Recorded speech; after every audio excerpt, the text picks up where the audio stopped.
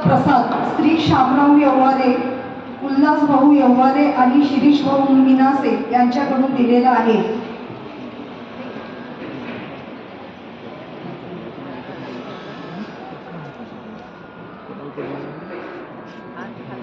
सगळ्यांना नमस्कार करते. रामरायाला नमस्कार करून त्याच्याच पदाने सुरुवात केली.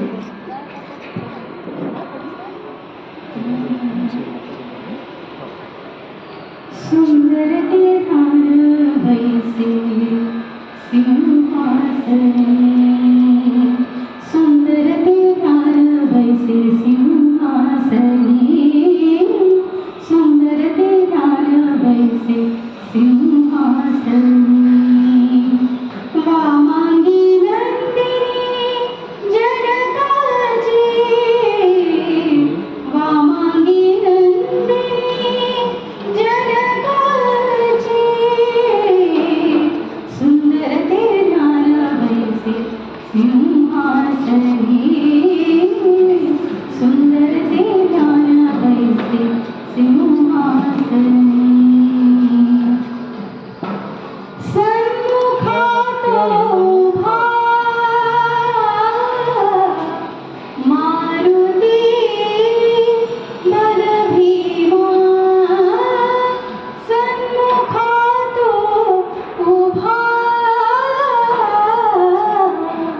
मारुती बलभीमा, जपे राम नाम, जपे राम नाम, श्रीराम जय राम जय जय राम, श्रीराम जय राम जय जय राम, जपे राम नाम, जपे राम नाम सर्वकाळ,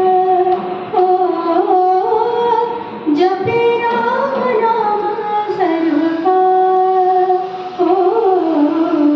सुंदर ते धार वैसे सिंहासने,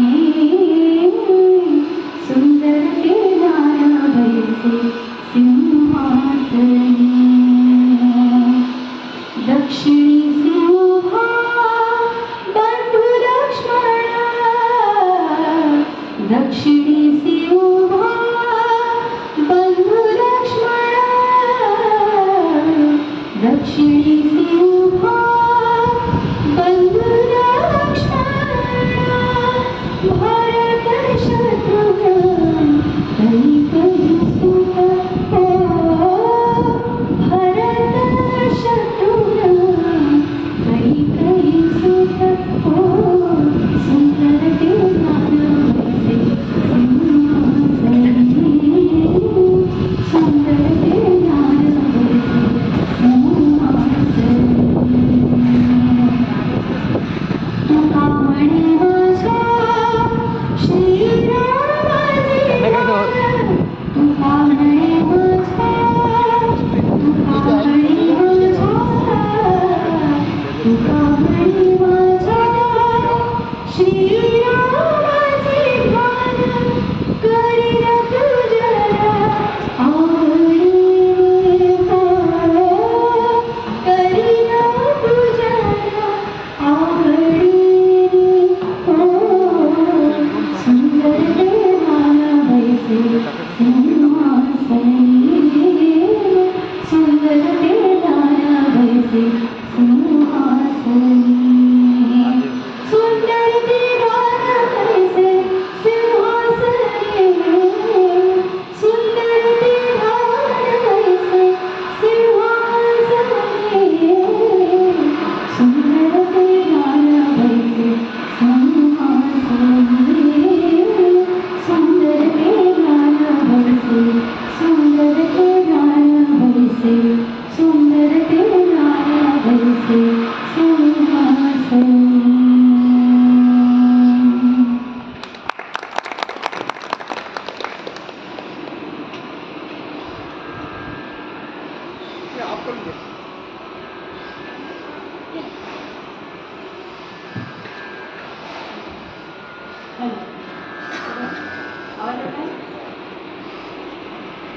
कमी वाटतं जरा, बोल बरं,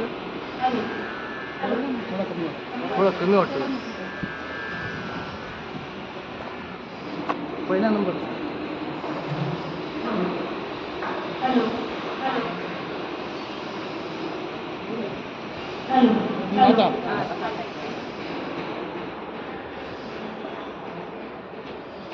आपण सर्व श्रोत्यांना जय श्रीराम. जय श्रीराम. आवाज त्याच्याशी वाढत नाही का? फायनल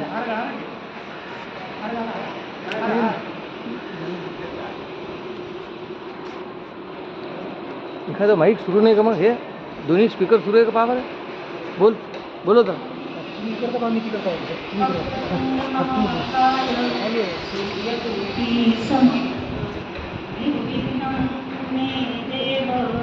सर्वकार्येषु सर्वदा नमस्ते शारदे देवी सरस्वती मतिर्गते वसत्वं मतिभागे सर्वविद्याप्रदा गुरुर्ब्रह्मा गुरुर्विष्णु गुरुर्देवो महेश्वरा गुरुः साक्षात् परब्रह्म तस्मै श्री गुरुवे नमः.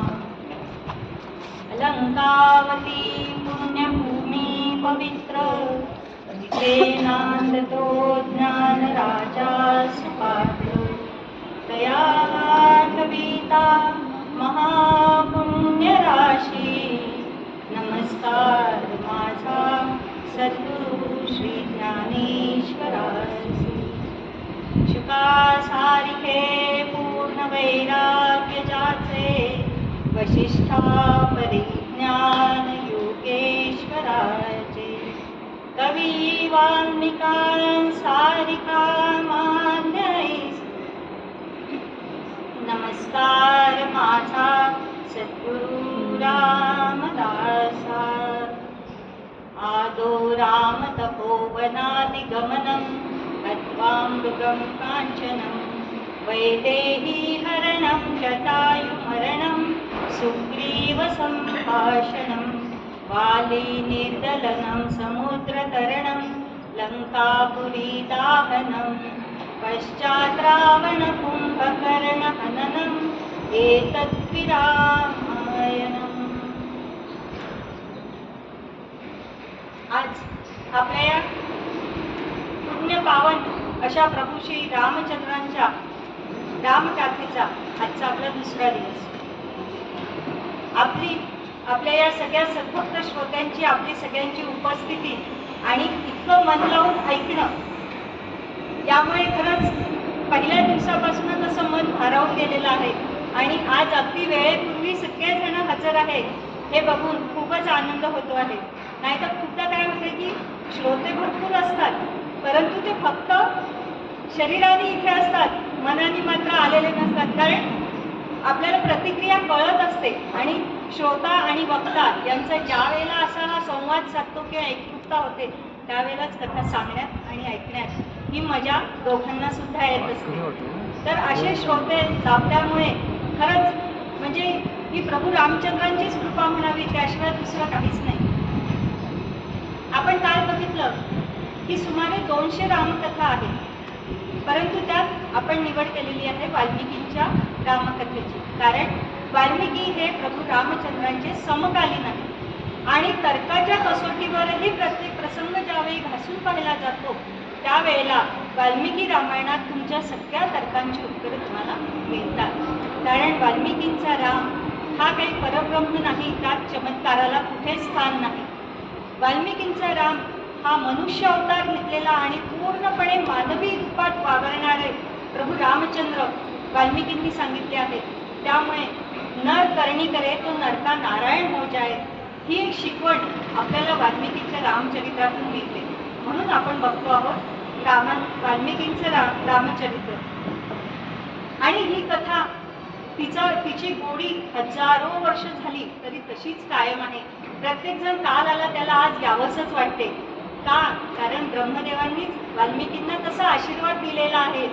रामकथा पूर्ण लिहून झाल्यावर ब्रह्मदेवांनी वाल्मिकींना आशीर्वाद देताना सांगितलं, यावत् स्थास्यन्ति गिरयः सरितश्च महीतले तावत् श्रीरामकथा पुण्या लोके प्रचरिष्यति. या पृथ्वीवर जोपर्यंत नद्या आहेत, पर्वत आहेत, सागर आहे, तोपर्यंत ही रामकथा अशीच निरंतर सुरू राहील. हा आशीर्वाद साक्षात ब्रह्मदेवांनी वाल्मिकी मुनींना दिलेला आहे. आणि त्याप्रमाणे आपण पाहतो की इतकी वर्ष उलटल्यानंतरही रामकथेची गोडी कुठेच अंशतः सुद्धा कमी झालेली आपल्याला दिसत नाही. आपण बघितलं ना, हाच उत्साह आपण सगळ्यांनी आता 22 जानेवारीला अनुभवला. म्हणजे जग, आपला पूर्ण देशच नाही तर जग सुद्धा, अख्खं जग त्या दिवशी राममयच झालेलं होतं. प्रत्येक घर, झोपडी, किनारे कुठेही जा. त्यावेळेला आम्ही नर्मदा परिक्रमेत होतो तर तेव्हा बघितलं, अगदी छोट्या गावाला नर्मदेच्या किनारी की 2-4 झोपड्यांचंच गाव होतं. अतिशय छोट्याच्या झोपड्या, शेणामातीने सारवलेल्या कुडाच्या झोपड्या. पण तिथे सुद्धा त्या दिवशी स्वच्छ सारवून रांगोळी घालून तिथे सुद्धा 4 पंट्या लावलेल्या होत्या रामरायाच्या स्वागताकरता. म्हणजे इतका अगदी कानाकोपऱ्यापर्यंत सगळ्यांना आपले हे रामराया आपला संस्कृतीचा, अस्मितेचं प्रतीक आपल्या या भारतीयांचं आहे. म्हणून सगळ्यांना आकर्षण असलेल्या या रामरायांची कथा अवीट अशी आहे. आपण काल पाहिलं की वाल्मिकींचं रूपांतरण देवर्षी नारदांनी केलं.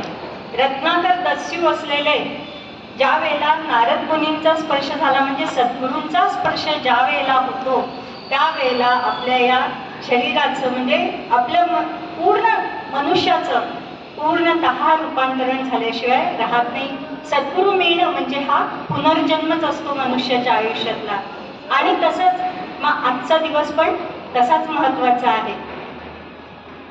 भिवू नकोस, मी तुझ्या पाठीशी आहे, असा आत्मविश्वास शिष्याला देऊन त्याला खंबीर करणारे अक्कलकोटचे स्वामी समर्थ महाराज यांचा आज प्रकट दिन. किती भाग्याचा दिवस आहे बघा.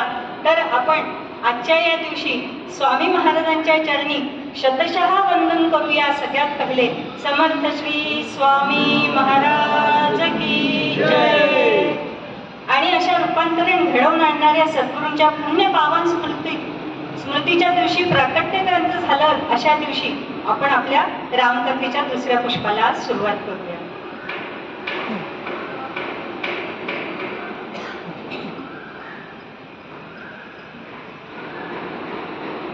नारद मुनींचं आगमन वाल्मिकींच्या आश्रमात झालेलं आहे. त्यावेळेला वाल्मिकींच्या मनात एक प्रश्न आलेला आहे आणि प्रश्न पडल्यानंतर आपल्याला याचं उत्तर कुठे मिळेल. हे ज्या वेळेला त्यांच्या मनात आलं की माझ्या या प्रश्नाचं उत्तर, सार्थपणे उत्तर मला कोण देऊ शकेल, पूर्ण निराकरण.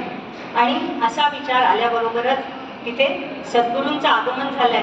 पहा, ज्या वेळेला शिष्याला अत्यंत गरज असते की मला सद्गुरू भेटले पाहिजे, मला त्यांचं मार्गदर्शन मिळालं पाहिजे, त्यावेळी त्याची उत्कटता बघून सद्गुरू तिथे आल्याशिवाय राहत नाही. त्याचं निराकरण ते करतात, म्हणजे करतातच.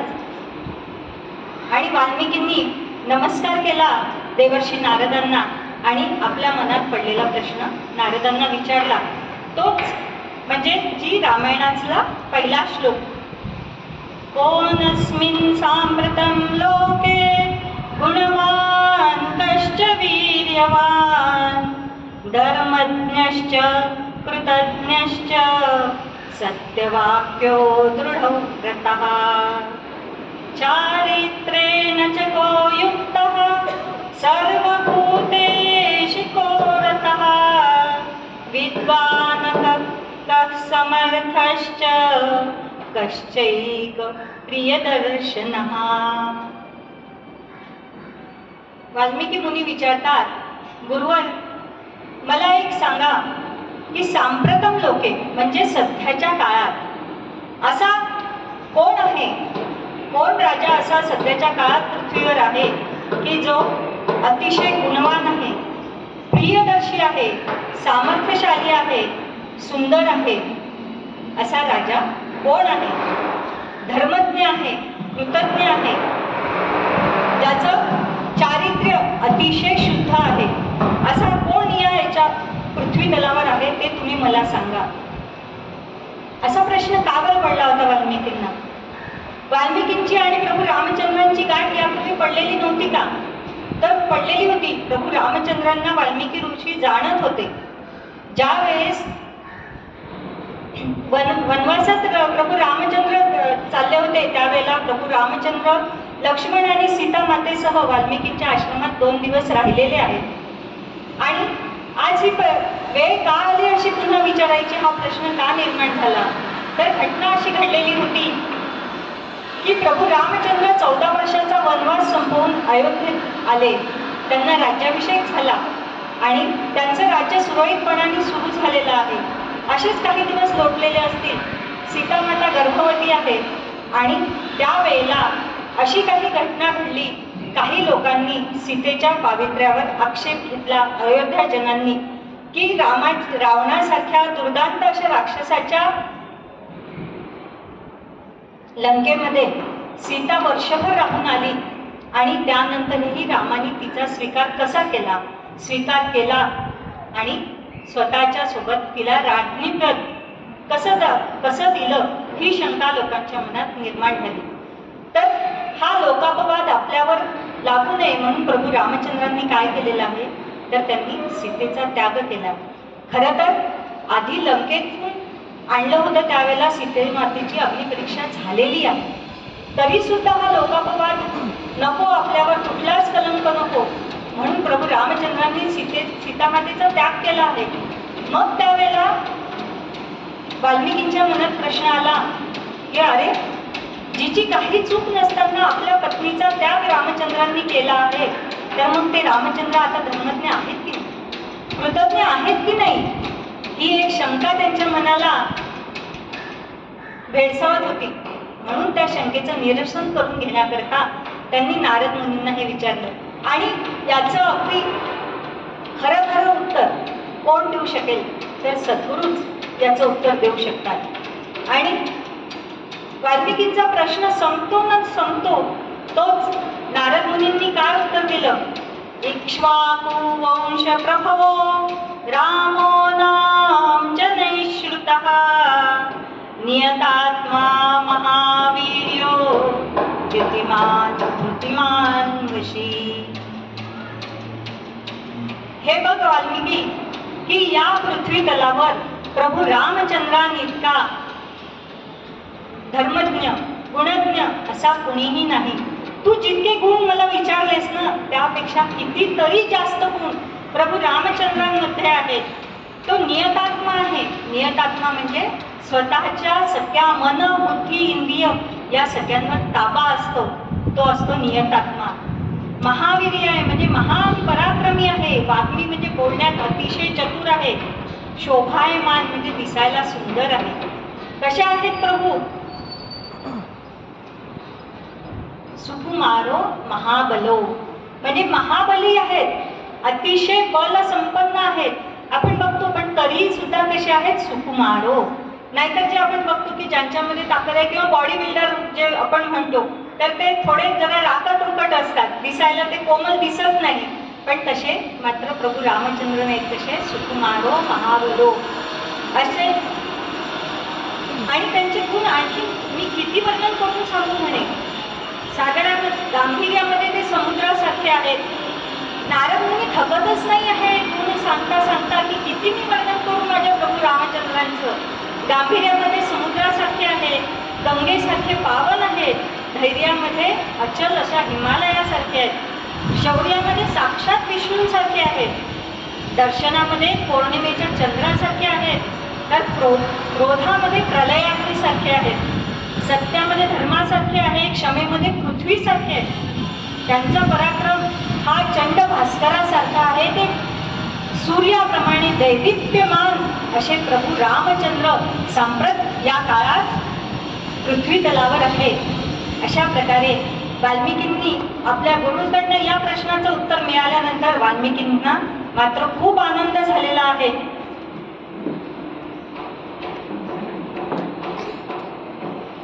पण वाल्मिकींच्या मनात शंका आली की प्रभू रामचंद्रांनी सीतेचा त्याग केला, यात काही चूक केली आहे का?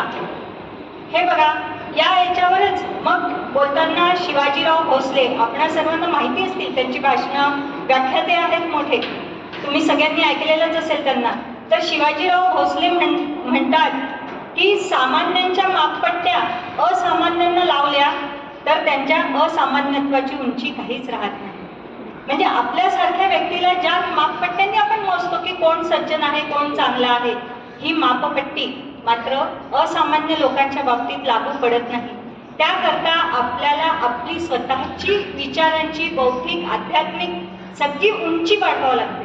ज्या वेळेला आता आपल्याला रामकथा श्रवण करायची आहे, आपण काल बघितलं की राजा हरिश्चंद्र आहे, राजा रघु आहे, दिलीप आहे, यांची सत्यनिष्ठता. आता आपल्याला हे शक्यच वाटत नाही, कारण आपण तितक्या उंचीपर्यंत पोहोचलेलोच नाहीये. मग त्यामुळेच काय वाटतं आपल्याला की या सगळ्या कथा काल्पनिक आहेत, मनगडंत काहीतरी सांगतायत, हे कुठे शक्य आहे का?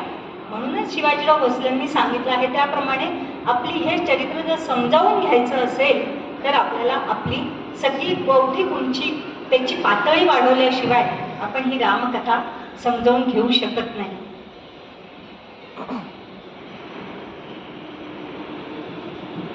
आपण काल बघितलं की परित्राणाय साधूनाम विनाशाय च दुष्कृताम, रावणाचा किती अनन्वित अत्याचार सुरू होते. सगळ्या साधू संत सज्जनांना त्रास देत होता. सगळ्या स्त्रियांवर अत्याचार करणारा, बलात्कार करणारा असा हा रावण सगळ्या देवांना त्यांनी बंदिवासात टाकलेलं होतं आणि प्रत्येकाकडनं एक एक काम करून घेत होता. असा त्याचा घोर अनर्थ सुरू असताना प्रभू रामचंद्रांनी, भगवान विष्णूंनी प्रभू रामचंद्रांच्या रूपात अवतार घ्यायचं ठरवलं आणि त्याकरता निवडलेला आहे राजा रघुचा वंश. हा रघुवंश त्यांनी निवडला अयोध्येमध्ये असलेला. तर आपण काल येऊन पोचलो होतो. आपण रघु राजा आणि सुदक्षिणा यांची कथा बघितलेली होती. तर त्यांना मग अज नावाचा पुत्र झाला आणि राजा अज आणि इंदुमती, महाराणी इंदुमती यांच्या पोटी जन्म झालेला आहे. आपले कथानायक प्रभू श्रीराम यांचे पिता असलेले राजा दशरथांचा. दशरथ याचा अर्थ काय की दशरथांच्या या रथाला थांबवणाऱ्या या सृष्टीमध्ये कोणीच नाही आहे.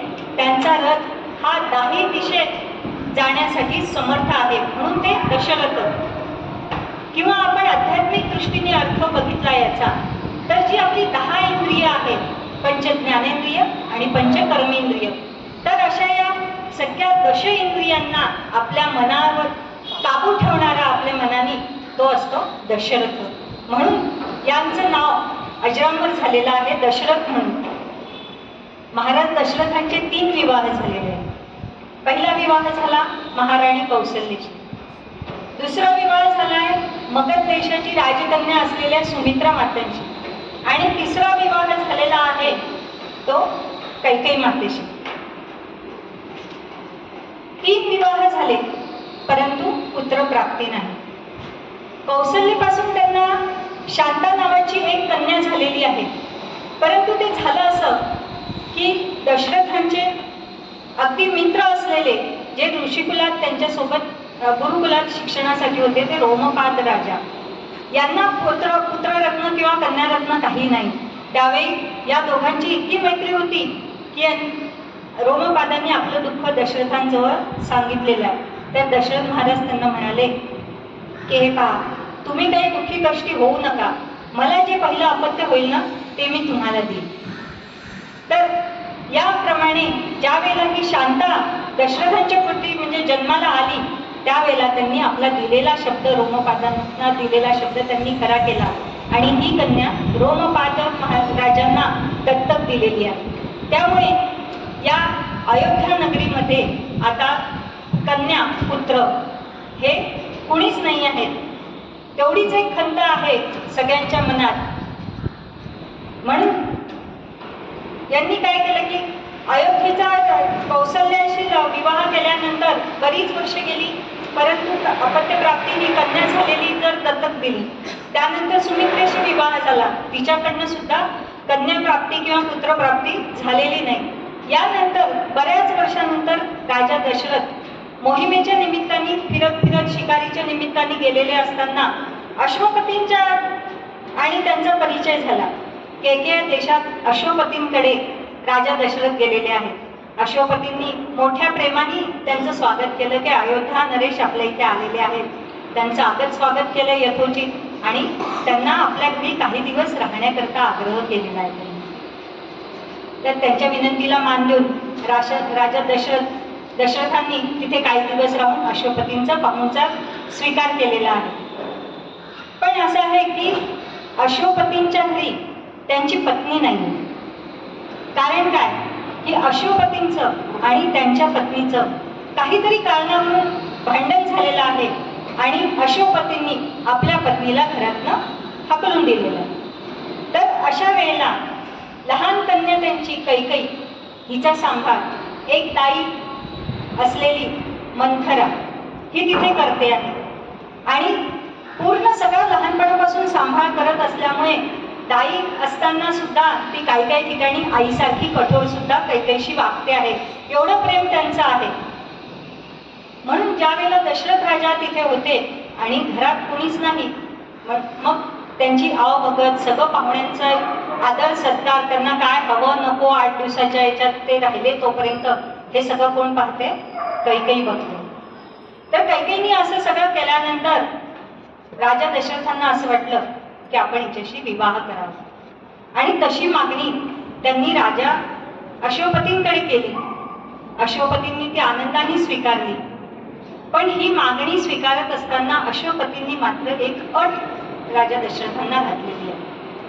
अश्वपती महाराज म्हणतात की मी माझी कन्या तुम्हाला देईन, परंतु एक अट आहे माझी, ती मान्य असेल तर बघा. माझ्या कन्येच्या पोटी जो पुत्र जन्माला येईल त्याला तुम्ही गादीवर बसवाल तरच मी माझी मुलगी तुम्हाला देईन. आणि राजा दशरथांनी होकार दिला.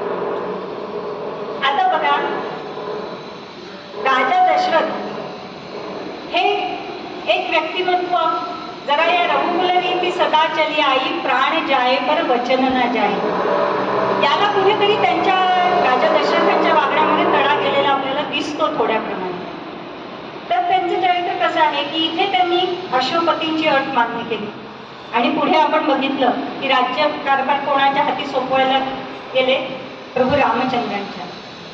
कैकेयीच्या पुत्राला त्यांनी गादीवर बसवलं नाही, म्हणजे त्यांनी अश्वपतींना दिलेला शब्द इथे पाळलेला दिसत नाही. बरं, त्यानंतर महर्षी विश्वामित्रांचं आगमन झालेलं आहे आणि विश्वामित्रांचं स्वागत करताना राजांनी काय म्हटलं की हे मुने तुमचं स्वागत आहे, तुम्ही म्हणाल ते कार्य मी केलं म्हणून समजा, तुम्ही जे मागाल ते मी पूर्ण केलं म्हणून समजा. आणि मग ज्या वेळेला विश्वामित्रांनी ज्येष्ठ पुत्र राम मागितला यज्ञाचं रक्षण करण्याकरता आणि कोणाच्या विरुद्ध लढायचं आहे तर रावणासारख्या महाबलाढ्य अशा राक्षसासोबत लढण्याकरता जर रामाची मागणी केली विश्वामित्रांनी, तर मग रावणाचं नाव ऐकल्यावर मात्र काय म्हणाले? मी माझा पुत्र देणार नाही. पहिल्यांदा काय म्हणाले की तुम्ही म्हणाल ते मी दिलं म्हणून समजा, ऐकायच्या आधीच बोलले. कैकेयीला सुद्धा घाईघाईमध्ये वर देऊन दिले, तुला जे हवं ते मागून घे. आणि मग या अशाच वागण्यामुळे एक अगदी दुःखांतपूर्ण त्यांचा अंत दशरथांचा झालेला आपल्याला या पूर्ण कथेमध्ये दिसून येतो.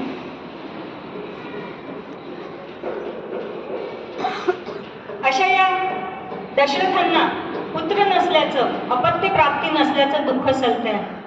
त्यावेळेला वशिष्ठ महामुनींना दशरथ महाराज विचारतात की मुनिवर, अपत्य प्राप्ती करता काय केलं पाहिजे? त्यावेळेस वशिष्ठ मुनी म्हणतात की राजा दशरथा, मला तर स्पष्ट दिसते आहे की तुला पुत्रप्राप्ती ही होणारच, परंतु काही अडचणी आहेत. त्यामुळे तुला अश्वमेध यज्ञ आणि त्याच्या अंतर्गत पुत्रकामेष्टी यज्ञ करावा लागेल, मगच ही अपत्य प्राप्ती शक्य आहे. तर त्यानुसार दशरथ राजांनी अश्वमेध यज्ञ करायचं ठरवलेलं आहे. असा अश्वमेध एवढे मोठे मोठे यज्ञ करायचे ना, तर ते जे करतात पौरोहित्य जे स्वीकारतात ते करणारे पुरोहित सुद्धा त्याच उंचीचे असावे लागतात, तेव्हाच त्याचं फल प्राप्त होत असतं. कोणीही मंत्र जपले आणि फल मिळालं असं मात्र होत नाही. एवढा मोठा जर तुम्हाला रघुवंशाला तुम्हाला वंशच हवा आहे तर ते पौरोहित्य करणारे पुरोहित सुद्धा त्याच उंचीचे हवे. मग असे पुरोहित कोण? तर वशिष्ठ महामुनी म्हणतात की तुम्ही ऋष्यशृंग मुनींना आमंत्रण द्या.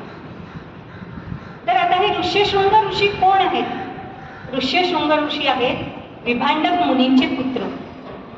खडतर तपश्चर्या करणारे विभांडक मुनी यांनी आपल्या पुत्राकडनं इतकी खडतर उपासना करून घेतलेली आहे घोर अरण्यामध्ये की ऋष्यशृंग ऋषी असे आहेत की 20व्या वर्षापर्यंत त्यांनी स्त्री काय असतं, स्त्री हे प्रकरणच त्यांना माहिती. इतक्या घोर अरण्यात कोणी दृष्टीला पडणार नाही अशा प्रकारची उपासना विभांडक मुनींनी आपल्या पुत्राकडनं करून घेतलेली आहे. आणि त्याचा परिणाम काय झालेला आहे तर जे त्यांना तेज प्राप्त झालेला आहे तर त्यांच्या मुखातनं बाहेर पडलेला शब्द हा कधीच खोटा होऊ शकत नाही. इतकं तपाचं सामर्थ्य या ऋष्यशृंग ऋषींच्या जवळ आहे. एकदा काय झालेलं आहे की या रोमपाद राजा ज्यांना शांताकी दत्तक दिलेली आहे दशरथांनी आपली कन्या, तर या रोमपाद राजांच्या नगरीत 12 वर्ष सतत 12 वर्ष पर्जन्यवृष्टी नाही. विचार करा, 1 वर्ष जरी कमी पाऊस पडला तर किती दुष्काळाचे चटके आपल्याला बसतात. तर सतत 12 वर्ष या रोमपाद राजाच्या नगरीमध्ये पाऊस पडलेला नाही. काय करावं कोणालाच समजत नाही. कोणाच्या हातून करावा, यज्ञ करावा, याग करावा, पण तसे ऋषी कोण? मग त्यांना माहिती कळते की ऋष्यशृंग ऋषींना बोलवा. पण मग त्यांना बोलवायचं कसं? कारण विभांडक मुनी जर रागावले तर त्यांच्या शापाला सामोरं कसं जायचं ही भीती होती. परंतु त्याशिवाय उपाय नव्हता. म्हणून ऋष्यशृंगांना भुलवून फसवून रोमपाद राजांनी आपल्या नगरीत आणलं आणि त्यांच्याकरवी आता यज्ञ पर्जन्य याग करून घ्यायचा. परंतु झालं असं की ऋष्यशृंगांच्या उपासनेचं तेज एवढं होतं की रोमपाद राजाच्या नगरीत त्यांचं पाऊल पडल्याबरोबर मुसळधार पावसाला सुरुवात झाली.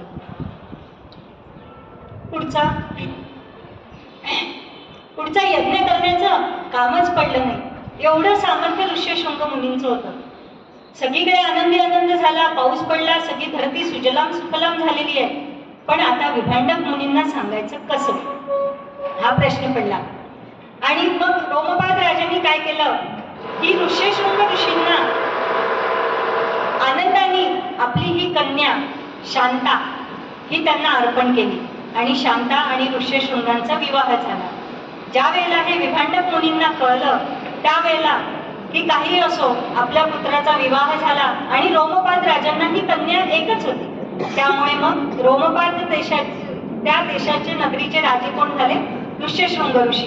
त्यामुळे आपला पुत्र राजपदावर बसला आहे, त्याचा विवाह सुद्धा चांगल्या सुकन्येशी एका झालेला आहे हे बघितलं आणि विभांडक मुनींना आनंद झालेला आहे. त्यांनी सगळ्यांना आशीर्वादच दिले.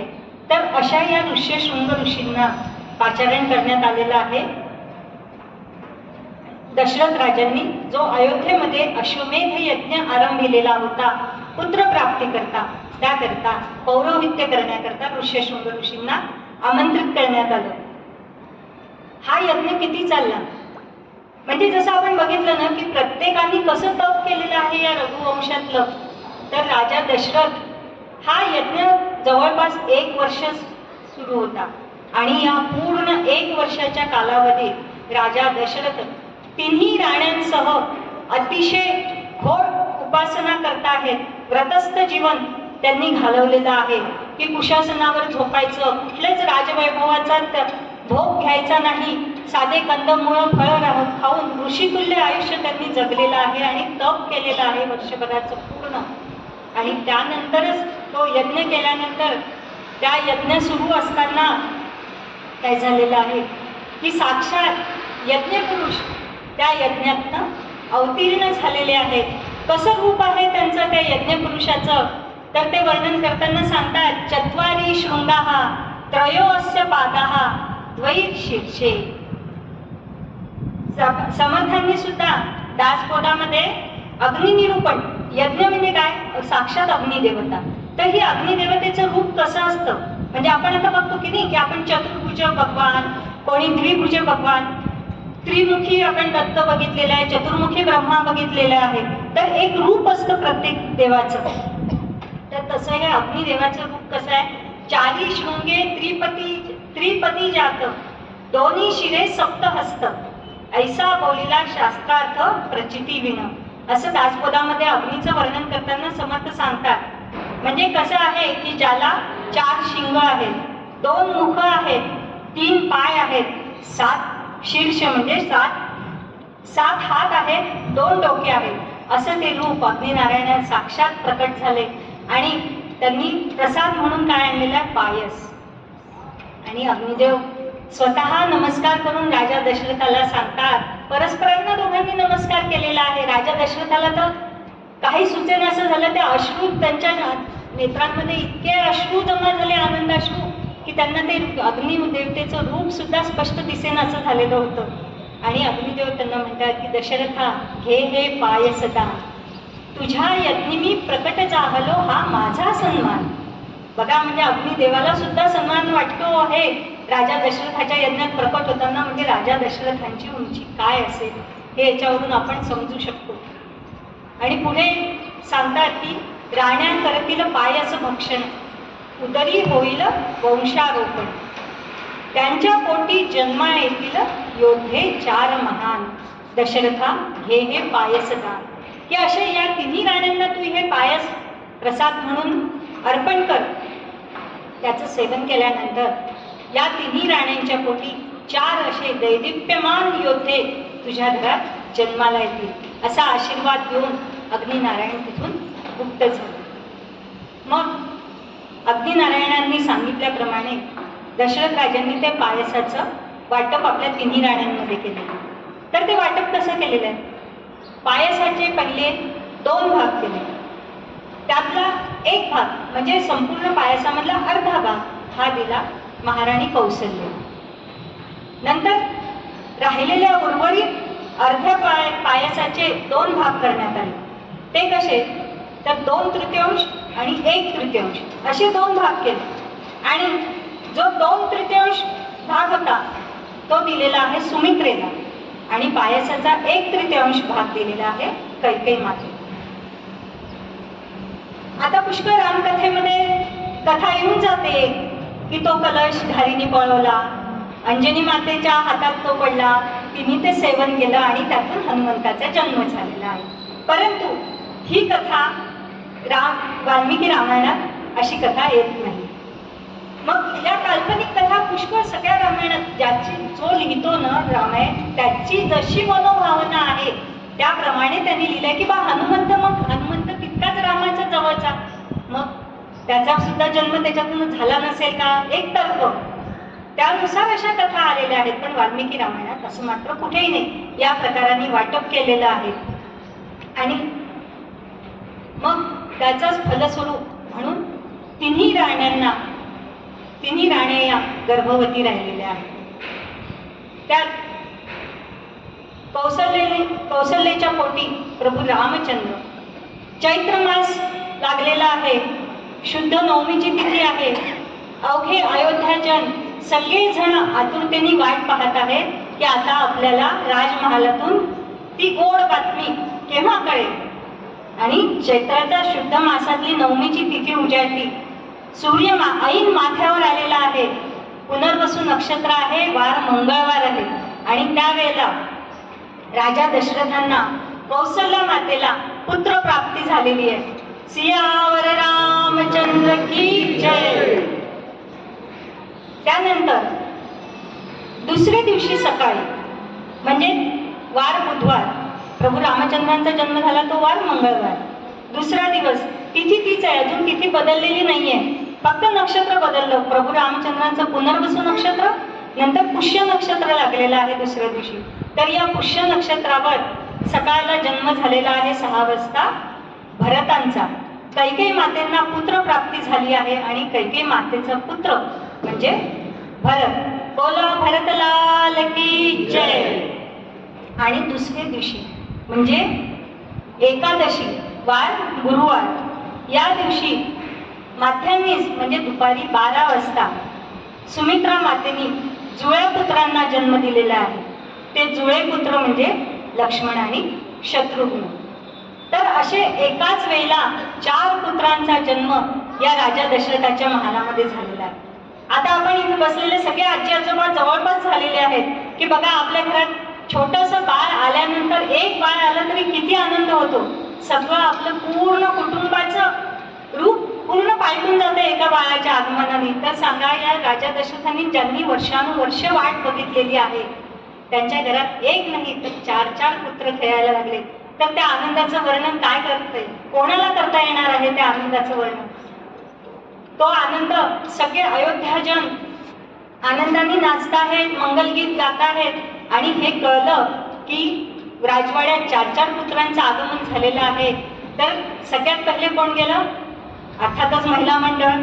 कारण या गोष्टी कळल्यानंतर कोणत्या स्त्रिया राहू शकत नाही आनंद व्यक्त केल्याशिवाय.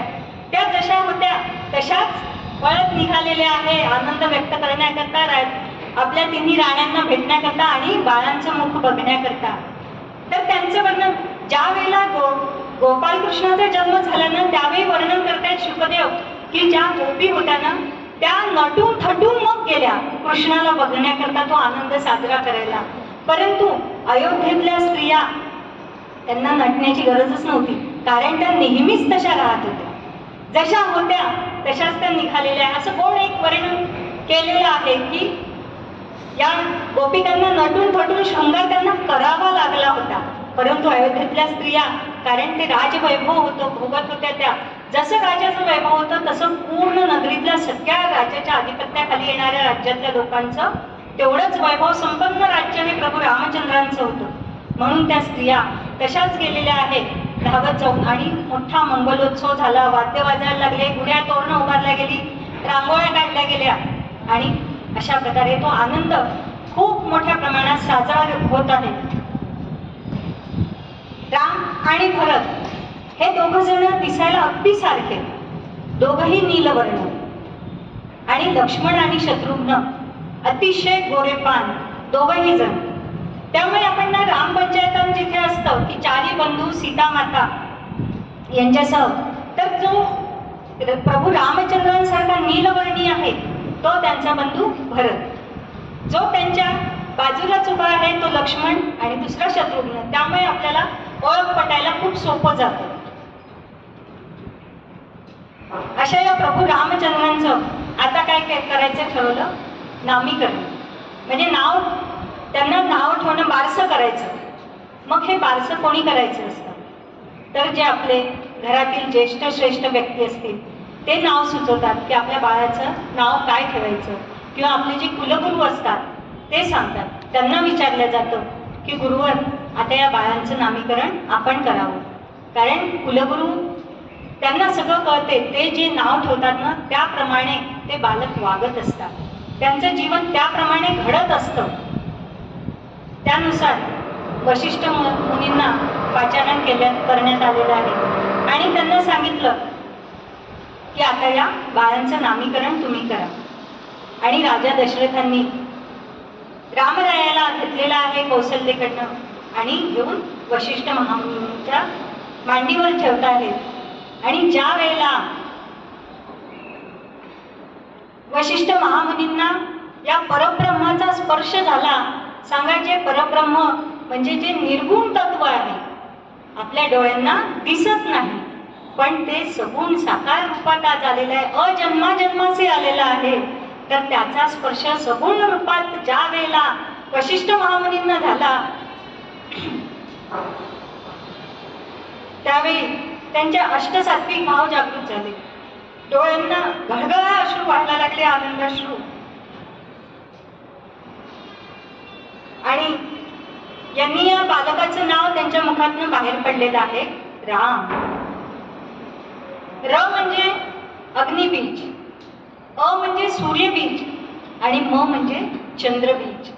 तर अशा या सगळ्यांचा तेज, अग्नी आणि शीतलता यांचा संगम असलेला हे नाम आहे राम. राम म्हणजे आनंद.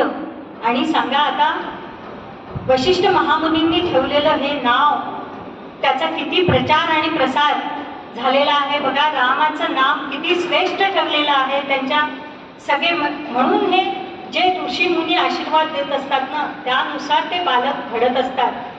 त्यांचं नावाचा प्रचार आणि प्रसार आज सुद्धा आपण सुरू आहे आणि सगळेजण केव्हाही रामाचं नाव आनंदाने घेत असतात. प्रेम मुदित मनसे कहो राम राम राम, पाप कटे दुःख मिटे घेत राम नाम, भव समुद्र सुखद नाम दिव्य राम नाम, श्री राम भजो दुख में सुख में सब नश्वर है मत मान करो. की असं हे प्रभू रामचंद्रांचं नाव आहे. गोस्वामीजी तर वर्णन करतात की जो आनंद सिंधू सुख रासी, सिकरते त्रैलोक सुखासी. अरे ज्या आनंद सिंधूचा एका थेंबासाठी सुद्धा ऋषीमुनी आसुसलेले असतात ज्याची प्राप्ती करण्याकरता, तर तो अख्खा आनंदाचा समुद्र जर आपल्याला प्राप्त झाला तर त्याचं सुख काय असेल, असं हे प्रभू रामचंद्रांचं रूप आहे. ते आनंद सिंधू असं प्रभू रामचंद्रांना म्हटलेलं आहे.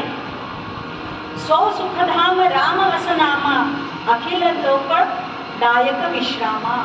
विश्रामा म्हणजे शांतता. आपण म्हणतो ना की थोडा वेळ विश्राम घेऊया, म्हणजे आपण थोडा वेळ काम करताना दमलो म्हणून बसतो, त्याला आपण विश्राम म्हणतो. परंतु हा शरीराचा विश्राम असतो आपला. अखिल लोकदायक विश्रामा म्हणजे मानसिक आराम, मानसिक सुख, मानसिक शांतता जी प्राप्त होते, असं हे नाम म्हणजे जे नाम घेतल्यामुळे प्राप्त होते ते नाम आहे राम, प्रभू श्रीराम. असा सगळे योगी मुनी ज्यांच्या ठिकाणी रमतात तो प्रभू श्रीराम. रमन्ते योगिनो अस्मिन्. माऊलींनी तर रामरायाचं वर्णन करताना काय म्हटलेलं आहे की जन्मजन्मांतरी असेल पुण्य सामग्री, तरीच एक वेळ जिव्हारी येईल नाम श्रीरामाचे. म्हणजे एक वेळ प्रभू श्रीरामाचं नाव आपल्या मुखातून बाहेर पडण्याकरता काय हवं असते, जन्मजन्मीचं पुण्य असेल तरच एक वेळेला म्हणजे श्रीरामांचं नाव आपल्या मुखातून बाहेर पडते. त्यामुळे आता आपण हे करू शकतो की आपण किती पुण्य गाठीशी घेतलेलं आहे की आपण रोज रामनाम आपल्या मुखातून बाहेर पडतं आहे. म्हणजे आपलं पण आपल्याला कळलं पाहिजे ना की आपण सुद्धा काहीतरी पुण्य गाठीशी घेऊन आलेलो आहोत, म्हणूनच या रामनामाची गोडी आपल्याला लागलेली आहे.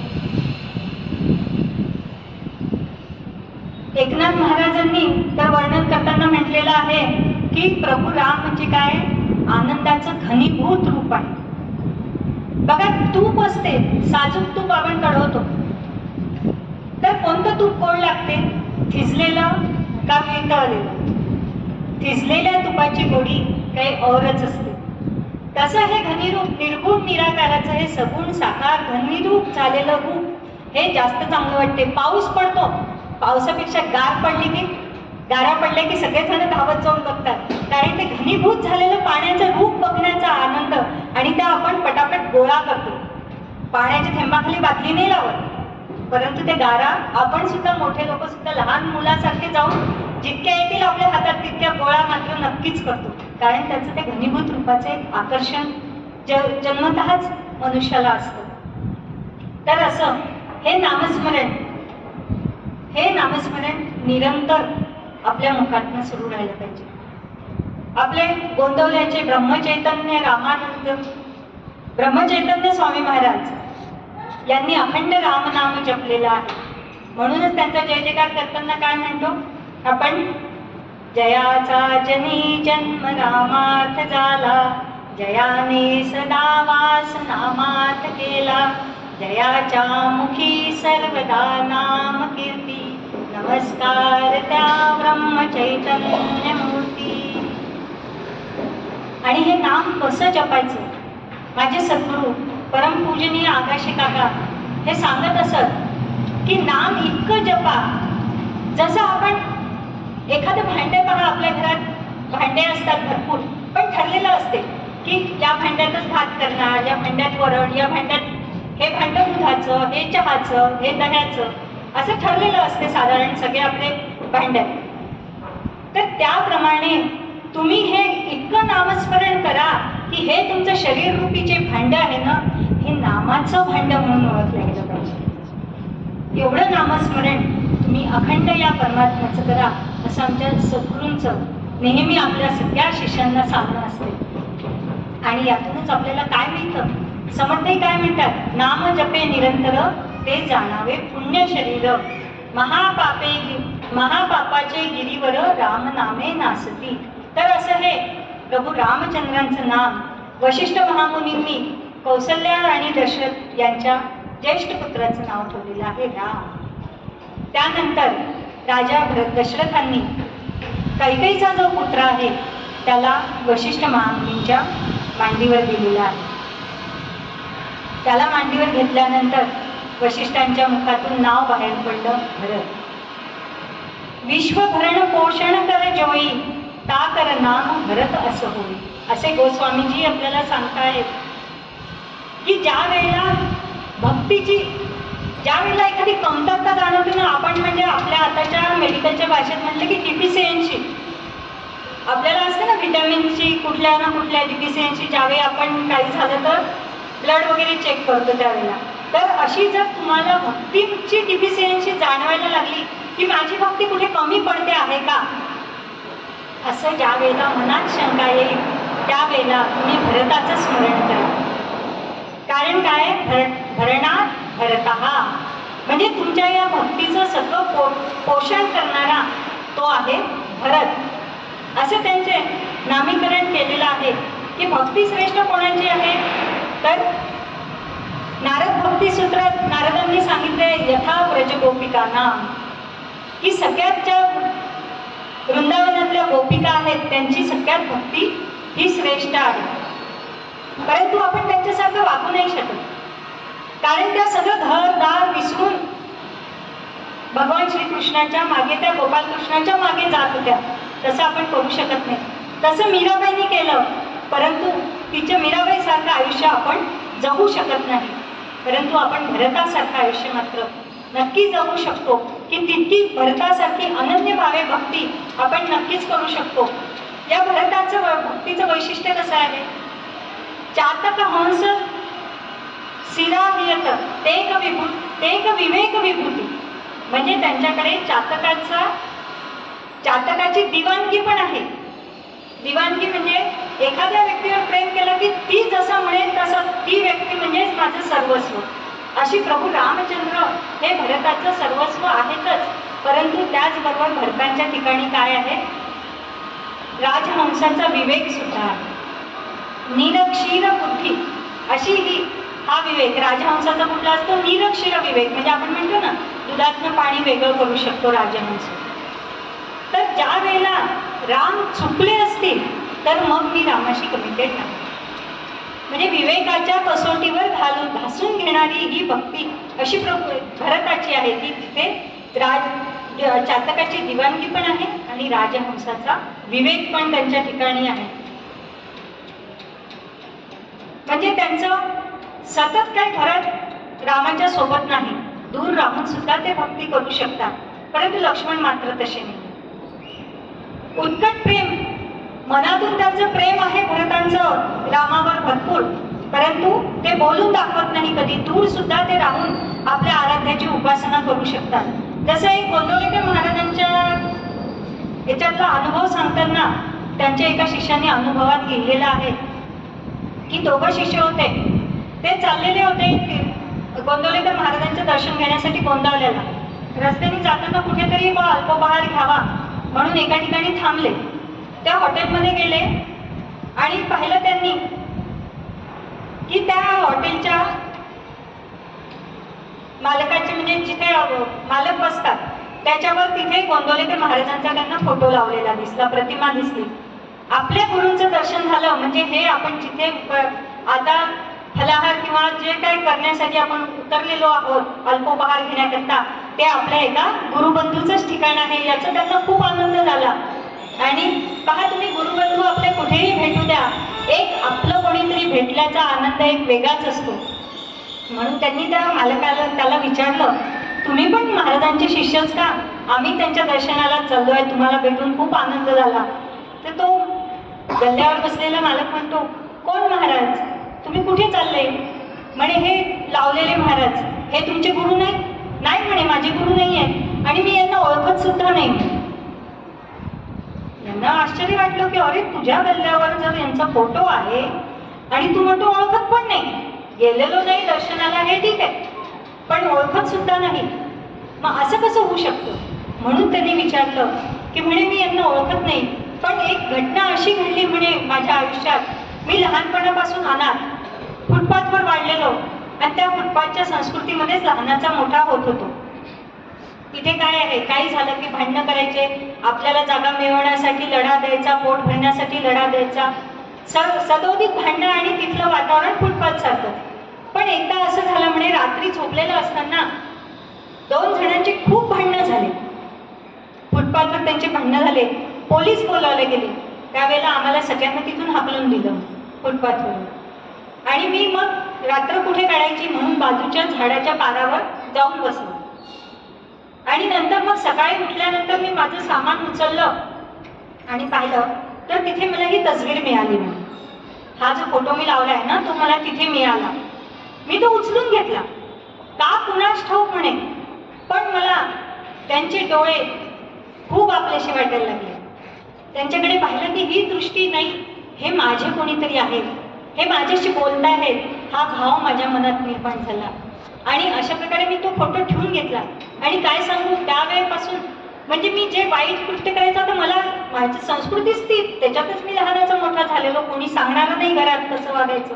परंतु जेव्हापासून ती तस्वीर घरात आणली, मी कोणतंही कृत्य करायला गेल्यानंतर की अरे नाही हे वाईट कृत्य आहे, हे केलं नाही पाहिजे, ते पाहून राहिले. हा भाव माझ्या मनात जागृत झाला तेव्हापासून.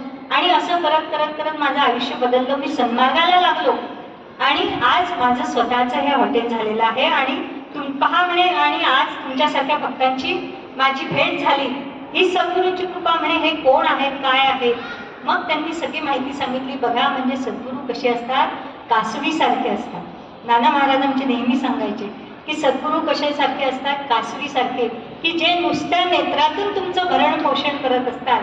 कासवी आपल्या पिलांना असं जवळ घेऊन बसत नाही, पिलू दूर असतं समुद्रात गेलेलं, परंतु कासवी फक्त आपल्या नजरेतून त्यांचं भरण पोषण करत असतं.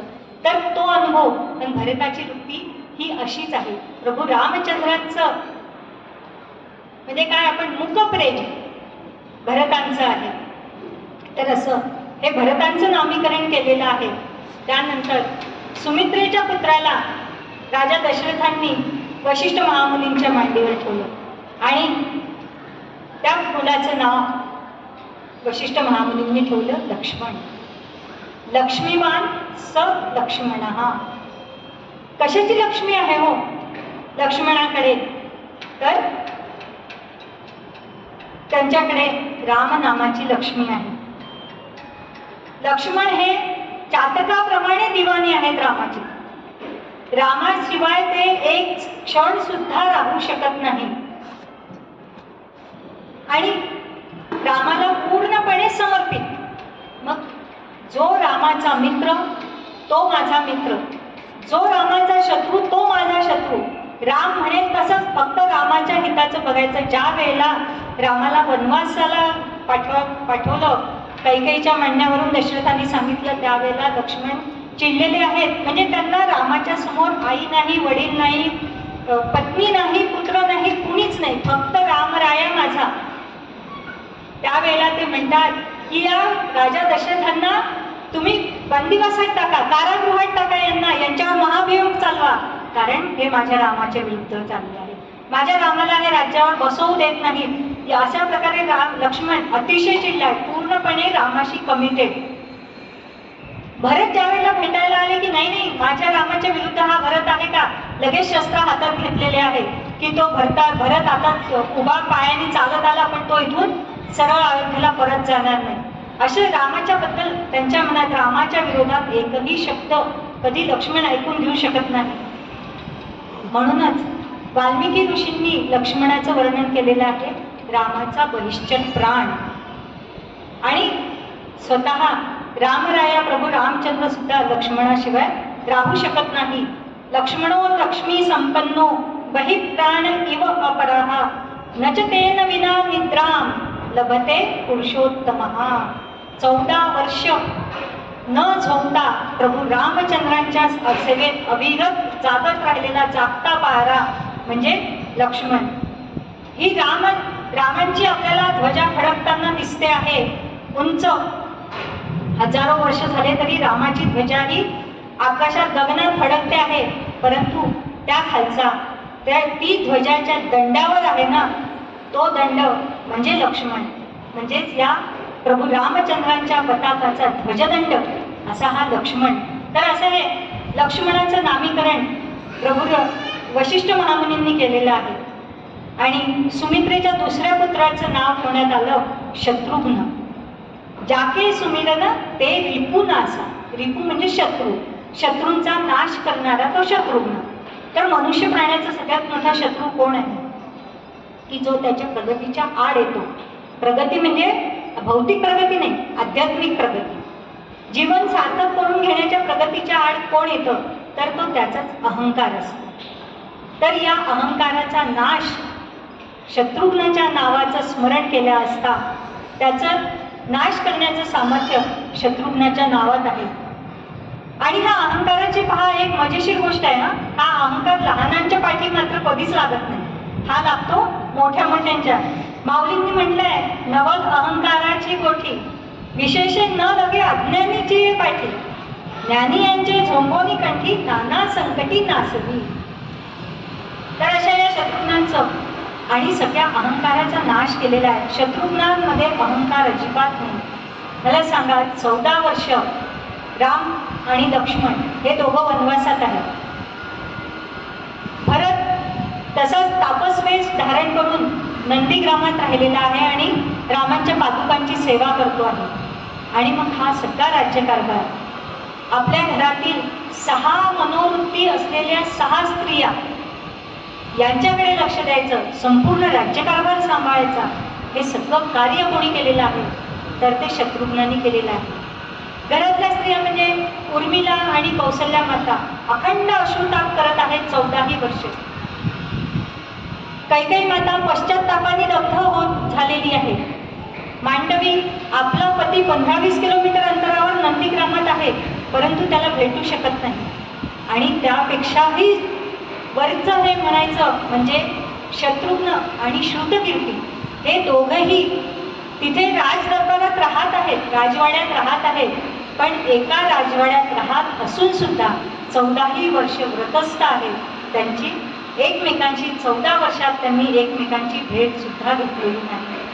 तर असं हे रामाच्या पाठीमागे हे सगळं सांभाळणं हे कार्य कोणी केलेलं असेल तर ते केलेलं आहे लक्ष्मण, शत्रुघ्नांनी. कळसा मंदिर ज्यावेळेला उभं राहते ना, कळसाकडे सगळ्यांचं लक्ष जात असते. परंतु हे मंदिर कशावर उभारलेलं असते? तर त्या सगळ्यात महत्वाचा असतो तो पायरीचा दगड. आणि त्याचा फोटोमध्ये काय येतो? कोण जो समोर समोर करतो किंवा आपण कळसासमोर बरोबरच फोटो काढतो ना. परंतु शत्रुघ्नाचं आयुष्य कसं आहे की असू आम्ही सुखाने पत्थर पायातील मंदिर उभवणे हेच आमचे शी. असं आयुष्य लक्ष्मणाचं आहे. आणि यांच्या चरित्रातून आपल्याला हेच शिकायचं आहे प्रत्येकाचं. मग ह्या रामकथा या कशासाठी असतात? कोणाचं सगळ्यांचं चरित्र का समजून घ्यायचं असतं? तर थोर महात्मे होऊन गेले चरित्र त्यांचे पहा जरा, आपण त्यांच्या समान व्हावे हाची सापडे बोध करा. याकरताच ही रामकथा आणि हे बघायचं असतं आपल्याला. अशा प्रकारे नामीकरण झालेलं आहे. त्यानंतर वाल्मिकी ऋषींनी वाल्मिकी रामायणात रामाच्या आणि या 4ही भावंडांच्या बाललीलांचं वर्णन काही खूप जास्त आलेलं नाही. 10 ते 12 ओव्यांमध्ये वाल्मिकींनी त्यांच्या बाललीला वर्णन केलेले आहे. त्यानंतर हे 4ही पुत्र 8 वर्षाचे झाले आणि यांना गुरुकुलात पाठवण्यात आलेलं आहे. वशिष्ठ ऋषींच्या गुरुकुलात पाठवण्यात आलेलं आहे शिक्षणाकरता. तर एक लक्षात घ्यावं लागते की वशिष्ठ म्हणजे ही कोणी व्यक्ती नाहीये. वशिष्ठ हे काय? एक पद आहे. जसं पंतप्रधान पद आहे, राष्ट्रपती पद आहे. म्हणजे त्या व्यक्ती पदावर बसणारी मग ती स्त्री असो पुरुष असो, आपण त्यांना काय म्हणतो? पंतप्रधानच म्हणतो किंवा राष्ट्रपतीच म्हणतो. तसं हे वशिष्ठ हे एक पद आहे, जे गुरुपद आहे. रघुकुलाच्या राजगुरु जे आहेत रघुकुलाचे, त्यांना वशिष्ठ म्हटलं जातं. तर या 4ही भावंडांना वशिष्ठ ऋषींच्या इथे शिक्षणाकरता पाठवण्यात आलेला आहे. आता आपल्याला साहसच वाटते की प्रभू रामचंद्र, भगवान श्रीकृष्ण हे तर साक्षात विष्णूचे अवतार होते ना, मग यांना गुरूंची आवश्यकता काय होती? ते स्वतः सर्व काही जाणते होते. जाणते म्हणण्यापेक्षा सगळ्याचे निर्माते तेच आहे. परंतु असं आहे की सद्गुरूंचं महात्म्य सगळ्यांनीच वर्णन केलेलं आहे की आपण सगळ्या ठिकाणी मोठं असावं, नक्कीच असावं सगळ्या ठिकाणी मोठं, परंतु एक तरी ठिकाण असं असावं की जिथे आपण नतमस्तक झालेलं असलं पाहिजे. आणि असं हे ठिकाण असतं ते म्हणजे सद्गुरूंचं. सद्गुरू चरण, त्या ठिकाणी माणसाने सदैव नतमस्तक राहावं. म्हणजे नतमस्तक होणं शिकवण्याकरता प्रत्येकाला सद्गुरू आवश्यक असतात. मग तो अवतारी पुरुष असो, साक्षात परमेश्वर असो, सगळ्यांना सद्गुरू चरणी हे लीन व्हावंच लागतं. तर अशा सगळ्यांचं शिक्षण सुरू झालेलं आहे. आणि त्यावेळेला गुरुकुल पद्धती होती की पूर्णपणे तो विद्यार्थी गुरुच्या ताब्यात असायचा. सगळे संस्कार त्याच्यावर गुरु करायचे. अर्धा वेळ शाळा आणि अर्धा वेळ घरी. मग कसे शिक्षक म्हणतात की आम्ही शाळेत चांगलं शिकवतो, तुम्ही घरी तुमच्या मुलांना लाडवून ठेवतात, काय घडलं की. आणि आपण घरी काय म्हणतो, आपण घरी किती चांगलं शिकवतो पहा मुलांना, पण शाळेत गेले की ना की मुलं बिघडतातच म्हणे तिथल्या वातावरणात. म्हणजे एकमेकांच्या डोक्यावर खापर फोडायचं. पण गुरुकुल पद्धतीत काय होतं की एकदा विद्यार्थी गुरुच्या स्वाधीन केला की त्याच्यावर पूर्ण संस्कार आणि पूर्ण जबाबदारी तिथे गुरूंची राहत होती. अशा प्रकारे यांचं शिक्षण सुरू झालेलं आहे. आणि जे शिक्षण 12-15 वर्षात व्हायचं ते यांनी 8 वर्षातच आत्मसात केलेलं आहे.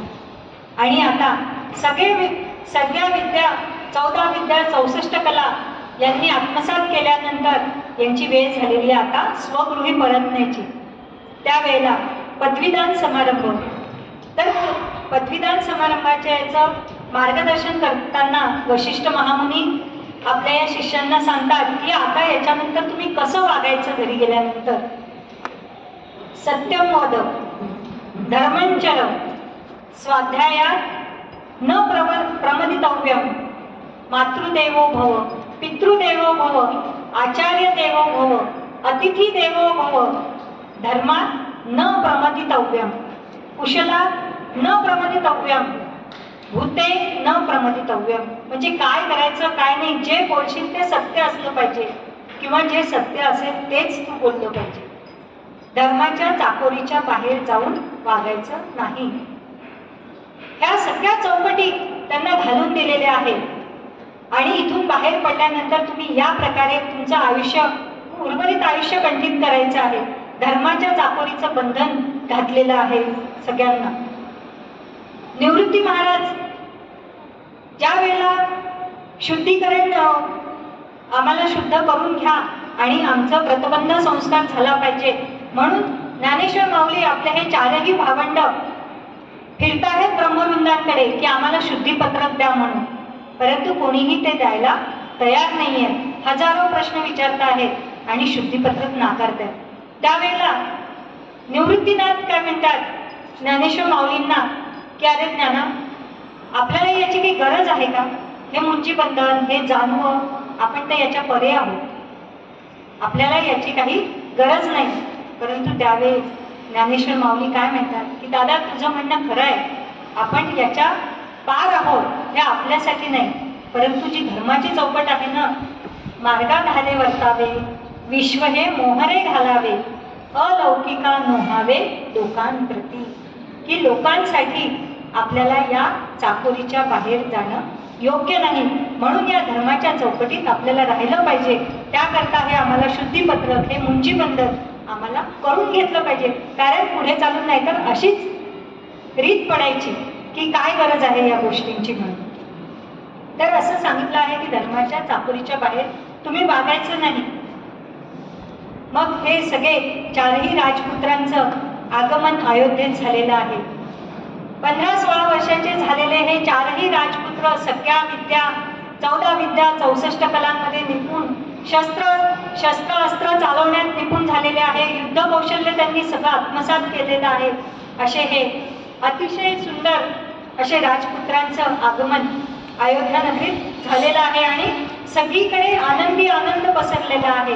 आपल्या या पुत्रांकडे पाहून राजा दशरथांना आपलं आयुष्य कृतकृत्य झाल्यासारखं वाटून राहिलेलं आहे. प्रभू रामचंद्र त्यानंतर आपल्या सगळ्या भावंडांचा नित्य नेमाने अभ्यास करून घेतात. आपल्या मित्रांसोबत फिरतात, त्यांच्यासोबत वेगळे खेळ खेळत आहेत, निसर्गाच्या सान्निध्यात राहतात, मैदानी खेळ खेळतात, हत्तीवर बसणे, घोडेस्वारी करणे, युद्ध खेळणे, हे सगळे प्रकार ते आपल्या सगळ्या मित्रांना एकत्रित घेऊन, अयोध्या जनांना सगळ्यांना एकत्रित बांधून घेऊन आपलेपणाने, त्यामुळे सगळ्यांचं प्रभू रामचंद्रांवर विशेष प्रेम निर्माण झालेलं आहे. आणि शरयू नदीच्या तीरावर हे सगळे जण रोज भेटतायत आणि आपल्या गुरूंनी सांगितल्याप्रमाणे त्यांचा अभ्यास हा अविरत सुरू झालेला आहे. असं असतानाच मग ही पुत्र आता आपले मोठे झालेले आहेत. अर्थात मग आईच्या मनात असतेच की आता मुलं मोठे झाले म्हणजे विवाह योग्य झाले, आता यांचा विवाह व्हावा. घरातल्या तिन्ही माता स्वप्न पाहून राहिलेल्या आहेत की आपली सून कशी असावी, कशी असेल, ते सगळ्या एकमेकींशी चर्चा करत आहेत की आता त्यांना सगळ्यांना सुनमुख बघण्याची खूप आतुरता लागलेली आहे. आणि असंच एकदा राजदरबारात दशरथ राजा बसलेले असताना तिथे आगमन झालेलं आहे विश्वामित्र मुनींचं. सेवकांनी धावत येऊन सांगितलं आहे की महाराज विश्वामित्र ऋषी आलेले आहेत. पहिले राजाला खरंच वाटेना की विश्वामित्र आणि माझ्या दरबारात स्वतः, परंतु ज्या वेळेला खात्री पडली की विश्वामित्र मुनी आलेले आहेत त्यावेळी महाराज सिंहासनावरून उठले, धावतच गेले आणि दरवाजावर जाऊन त्यांनी विश्वामित्र मुनींचं स्वागत केलेलं आहे. साष्टांग दंडवत त्यांना घातला, आणून हाताला धरून उच्चासनावर बसवलं, त्यांची पाद्यपूजा केली, यथायोग्य त्यांचं स्वागत केलेलं आहे. आणि हात जोडून ते म्हणतात स्वागतम ते महामुने, आपण माझ्या इथे आलात, मला खूप आनंद झालेला आहे. आपण मनात कोणता हेतू धरून इथे आलेला असाल, जोही कोणता हेतू असेल तो मला सांगावा. तुमचा हेतू मी पूर्ण केला म्हणून समजा. माझ्यासाठी कोणती आज्ञा आहे ते तुम्ही सांगा, तुमची आज्ञेचं पालन मी केलं म्हणून समजा. म्हणजे आज्ञा ऐकायच्या पहिले राजा दशरथ अघळ बोलणारे आहेत. खरं तर उच्चपदस्थ व्यक्तींनी फार मोजकं आणि तोलून मापून बोलायचं असतं. नाहीतर पहा, एक शब्द बोलला की कसं राजकारण होते. आता सध्या तर तोच विषय सुरू आहे सगळीकडे. एकेका शब्दावर विरोधी पक्ष तो एक शब्द काय अर्धा शब्द पकडतात आणि त्याच्यावर त्यांचा पूर्ण प्रचार होत असतो. म्हणून जो उच्चपदस्थ आहे ना त्यांनी तोलून मापून आणि यथायोग्य बोललं पाहिजे. राजा दशरथांनी शब्द देऊन टाकला आणि तोही कोणाला, वशिष्ठ महामुनींना, की तुम्ही जे मागितलं ते मी तुम्हाला दिलं म्हणून समजा, तुम्ही जे म्हणाल ते मी केलं म्हणून समजा. वशिष्ठ महामुनी काय म्हणाले, विश्वामित्र ऋषी म्हणाले की राजा, मला तुझी धनसंपदा आहे, मला मागण्याकरता मी आलेलोच नाही. मी आता सध्या यज्ञ करतो आहे सिद्धाश्रमामध्ये आणि त्या सिद्धाश्रमामध्ये अनेक राक्षसांचा, खरं दूषण या राक्षसांचा आम्हाला फार त्रास होतो आहे. तो यज्ञ भंग करतात. आम्ही यज्ञ करायला लागल्यानंतर त्याच्यावर गोमांस फेकणं, अपवित्र वस्तू अशा फेकणं ते करतात आणि यज्ञाचा विध्वंस करतात, ऋषीमुनींचा ते वध करतात. तर त्यांच्यापासून संरक्षण करण्याकरता मला तुझा ज्येष्ठ पुत्र हवा आहे. ज्येष्ठ तुझा पुत्र मला देई दशरथा, यज्ञ रक्षणास योग्य तोची सर्वथा. की असा हा पुत्र तू मला दे. पण राजा, तू मला म्हणशील की सगळ्या अस्त्रविद्या शस्त्रविद्या तुम्ही जाणता, मग तुम्हाला यज्ञाचं रक्षण स्वतःला करता येत नाही का? बघा, आपल्या सगळ्यांच्या मनात असाच प्रश्न असतो नेहमी की कशाला पाहिजे होतं या ऋषीमुनींना, तर सगळं अस्त्रविद्या शस्त्रविद्या मंत्रबळ एवढं होतं, मग यांना कशासाठी दुसऱ्यांची मदत हवी होती? हे स्वतःच करू शकत नव्हते का? तर विश्वामित्र मुनी म्हणतात की शाप कसा देऊ मी दीक्षित तो नित्यक्षमी. मी यज्ञाची दीक्षा घेतलेली असताना कुठलंही कोणी जो दीक्षा घेतो ना त्यांनी क्षमाशील असावं लागतं. जोपर्यंत ते व्रत त्यांनी स्वीकारलेलं आहे त्यावेळेला त्याच्या हातून कुठल्याही प्रकारची हिंसा ही अपेक्षित नसते.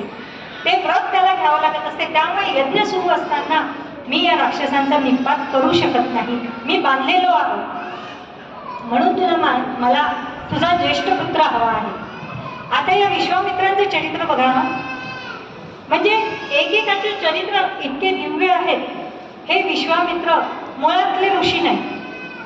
हे आहेत एक राजा होते, महाराज गाधी यांचे पुत्र विश्वामित्र. महाराज गाधींच्या नंतर हे राज्यावर बसले, म्हणजे हे राजे विश्वामित्र. एक वेळेला शिकारीसाठी युद्ध करता गेलेले असताना 10,000 आपले सैन्य सोबत घेऊन हे युद्धाकरता निघालेले होते.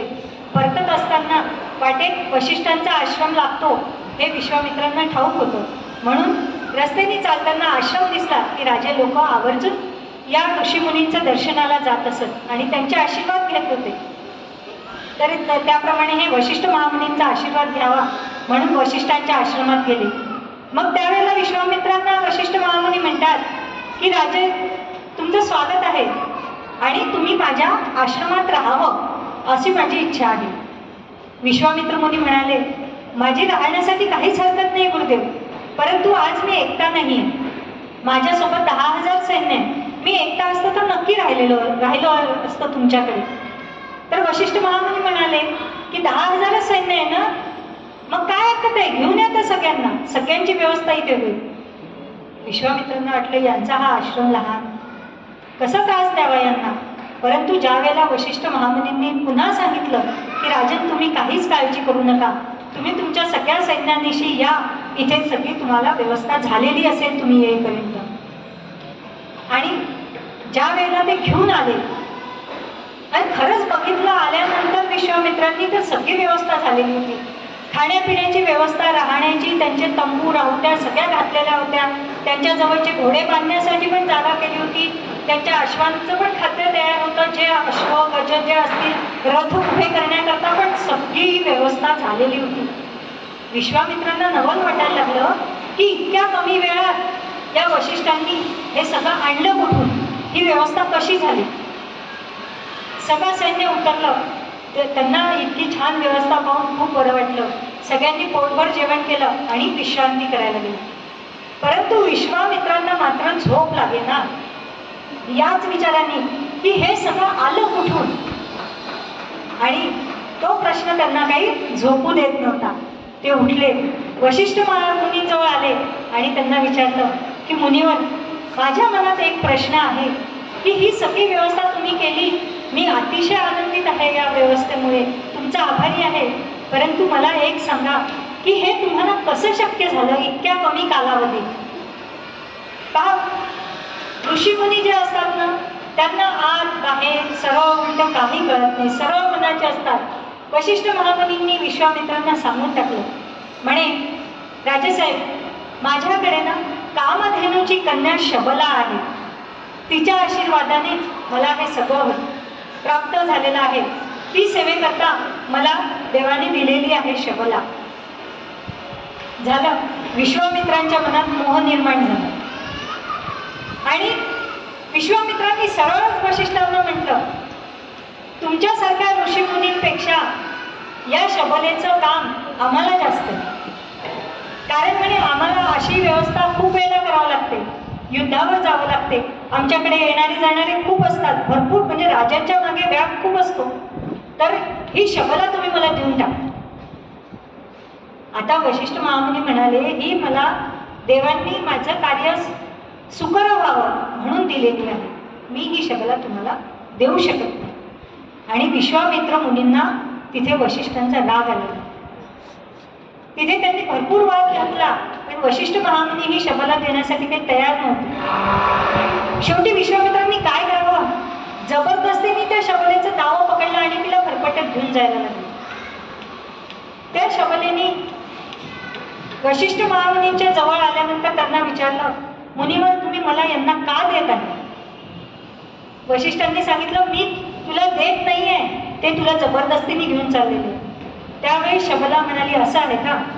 आणि तिने फक्त एक हुंकार टाकला आणि त्या हुंकारातून प्रचंड सैन्य तयार झालं, निर्माण झालं आणि त्या सैन्याने विश्वामित्राच्या 10,000 सैन्याचा पूर्णपणे पराभव केला. हे पाहिलं आणि विश्वामित्र आणखीन चित्तीला पेटले. विश्वामित्र म्हणजे प्रत्यक्ष प्रयत्नवाद, मूर्तिमंत प्रयत्नवादाचं नाव आहे विश्वामित्र. विश्वामित्र हार मानण्यातले नव्हते. ते तसेच गेले तरच हिमालयात. त्यांनी घोर तपश्चर्या केली आणि भगवान शंकरांकडनं 54 अस्त्र त्यांनी मिळवली तपश्चर्येच्या माध्यमातून. आणि त्यांनी पुन्हा सैन्य गोळा केला आणि परत विश्वामित्रांवर त्यांनी हल्ला केला, आक्रमण केलेलं आहे. परंतु यावेळेला बघा, ही इतकी भगवान शंकरांनी दिलेली अस्त्र ते सोडतायत वशिष्ठांवर. परंतु वशिष्ठ महामुनी काय करतायत, एक फक्त आपली दर्भ उचलतायत, म्हणजे गवताची काडी हातात घेतात, ती मंत्रोच्चार उच्चारतात आणि ती काडी फक्त समोर धरतात. त्याच्यासमोर हे सगळे अस्त्रशस्त्र सगळे निष्प्रभ ठरलेले आहे, भगवान शंकरांचे सुद्धा. ते पाहिल्यानंतर विश्वामित्रांच्या मुखातून वाक्य बाहेर पडलेलं आहे, क्षत्रिय बलम,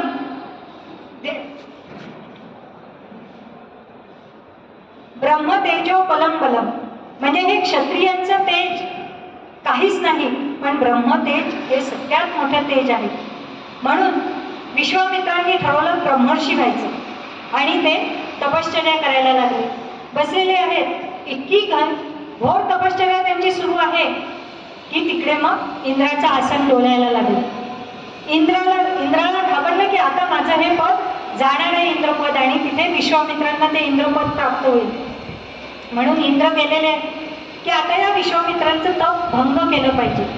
म्हणून त्याकरता इंद्रांनी काय केलेलं आहे की मेनकेला पाठवलेलं आहे विश्वामित्रांचं तप भंग करण्याकरता. तर आता असं नाही की मेनका गेली आणि लगेच तपभंग झाला. तर 7-8 वर्ष तिथे मेनका विश्वामित्रांची सेवा करत आहे, तिथे राहिलेली आहे. विश्वामित्र आपल्या तपामध्ये पूर्णपणे समाधिस्थ अवस्थेतच आहे, त्यांचं लक्ष सुद्धा नाही. परंतु सेवा घेता घेता घेता सेवेमुळे काय होते, कोणाची सेवा घेतली की तपाचा क्षय होत असतो. म्हणून सेवा कोणी लवकर करून घेत नाही. तर या तपाच्या माध्यमातून या सेवा स्वीकारल्यामुळे त्यांचा तपभंग झालेला आहे आणि त्यांनी केलेलं हे सगळं तप मेनकेमुळे त्यांचं नष्ट झालेलं आहे. मग आता ब्रह्मर्षी होण्याचं राहूनच गेलं. इतके प्रयत्न झाले पण हरतील ते विश्वामित्र बसले. विश्वामित्र ऋषींनी विचार केला की नाही, मला ब्रह्मर्षी तर व्हायचंच आहे. ते पुन्हा तपाला बसले, दुसऱ्या ठिकाणी जाऊन बसले, पुन्हा घोर तपश्चर्या. आता यावेळी इंद्रांनी काय केलेलं आहे, उर्वशीला पाठवलेलं आहे.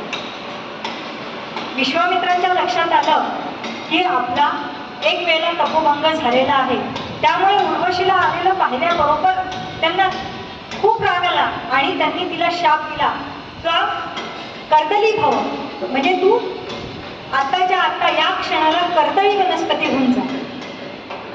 तर त्या उर्वशीची कर्दळी वनस्पती झाली. परंतु इकडे काय झालं, विश्वामित्रांना क्रोध आला. पहिले कामामुळे तपभंग झाला, आता क्रोधामुळे झाला. पुन्हा तिसऱ्यांदा विश्वामित्र तपाला बसलेले आहे आणि यावेळेला त्यांनी पक्क ठरवलं की आपण कशालाच बळी पडायचं नाही. मग यावेळी इंद्रांनी पुन्हा काय केलेलं आहे की त्यांना कशानेच ते वश होत नाही आहेत, म्हणून इंद्रांनी त्यांना त्रास द्यायला सुरुवात केलेली आहे. इंद्रांनी त्यांना भूक लागलेली असताना जेवायला बसणार तर त्यांना ओम भवती भिक्षां दे म्हणून ब्राह्मणाचं रूप घेऊन यायचं आणि त्यांनी आणलेली सगळी भिक्षा आपणच फस्त करायची. अशा प्रकारे त्यांना जेवायला पण मिळत नाही. परंतु जेवायला मिळालं नाही, पाणी प्यायला मिळालं नाही, तरीही विश्वामित्रांनी ठरवलेलं होतं की मी माझं तप आता काही भंग होऊ देणार नाही, कोणत्याच कारणाने मी क्रोध सुद्धा नाही. म्हणजे सगळ्या षड्रिपूंवर त्यांनी आता विजय मिळवलेला होता. आणि मग ब्रह्मदेवांनी आणि इंद्रांनी जाऊन सांगितलं ब्रह्मदेवांना की देवा, आता यांचा तपभंग करणं काही शक्य नाही, तर तुम्ही यांना ब्रह्मर्षी पद बहाल करा. तसं मग ब्रह्मदेवांनी आणि इंद्रांनी येऊन सांगितलं विश्वामित्रांना की आता तुम्ही ब्रह्मर्षी झालेले आहात, आता तुमचं तप थांबवा. त्यावेळेला विश्वामित्र मुनी म्हणतात की माझा तुमच्यावर भरोसा नाही आहे. ज्या वेळेला वशिष्ठ महामुनी मला ब्रह्मर्षी म्हणतील त्याच वेळेला मी समजेल की मी ब्रह्मर्षी झालेलो आहे. आणि वशिष्ठ महामुनी तर काही म्हणेना. मग एक वेळेला विश्वामित्रांना वाटलं की आपण स्वतः जाऊन वशिष्ठ महामुनींची भेट घ्यावी आणि विचारावं त्यांना. तर असे वशिष्ठ महामुनींच्या आश्रमात गेलेले आहेत विश्वामित्र.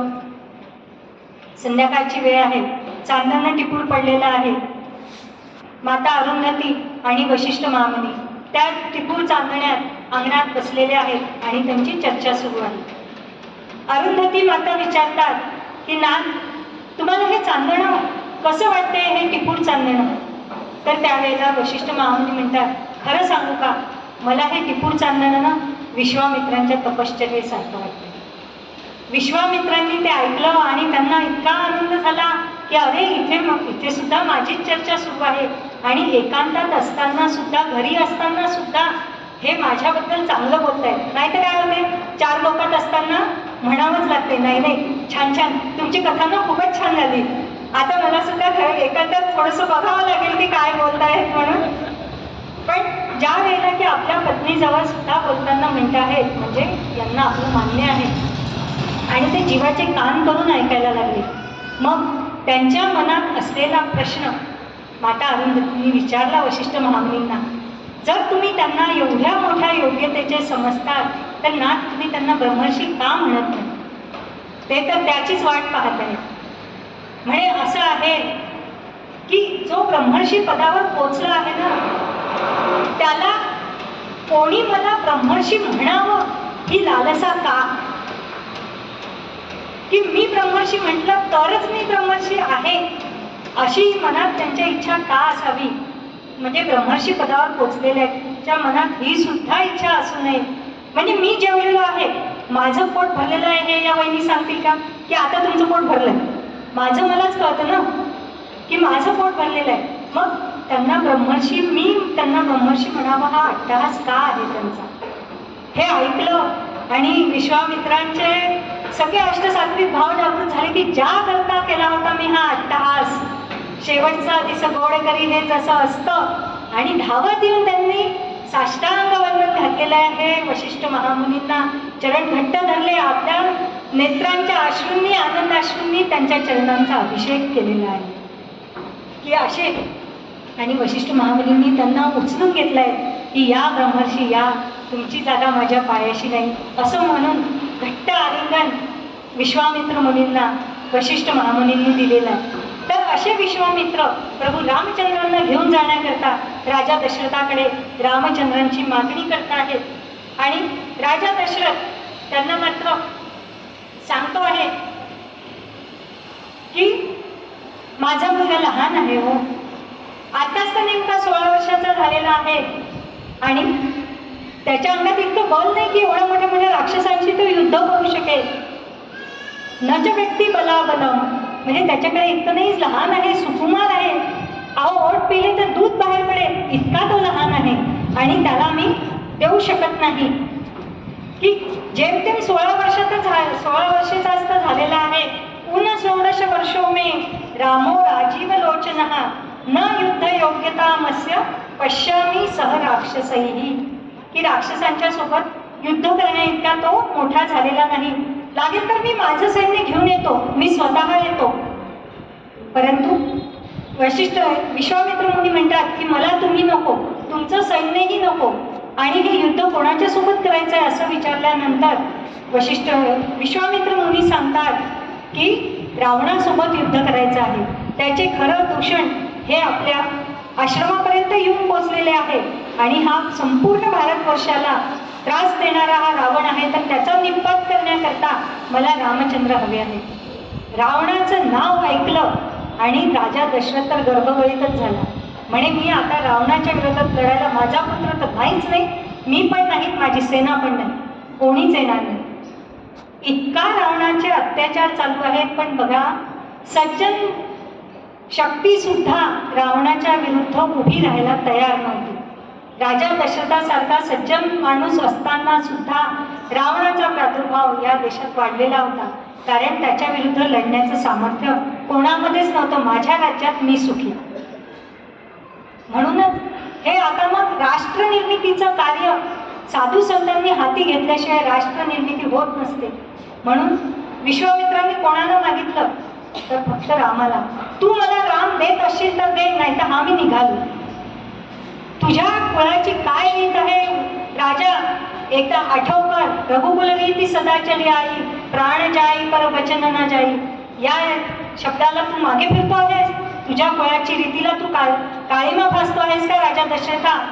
तू मला शब्द दिलेला आहे, तू आता माघारी कसा फिरू शकतो? मग राजा दशरथ पुन्हा आपलं कारण सांगतात. मी प्राण्यांना विचारून सांगतो म्हणजे काय बा, माझी तर इच्छा आहे पण थांबा मी घरी विचारून सांगतो हो म्हणतात ते.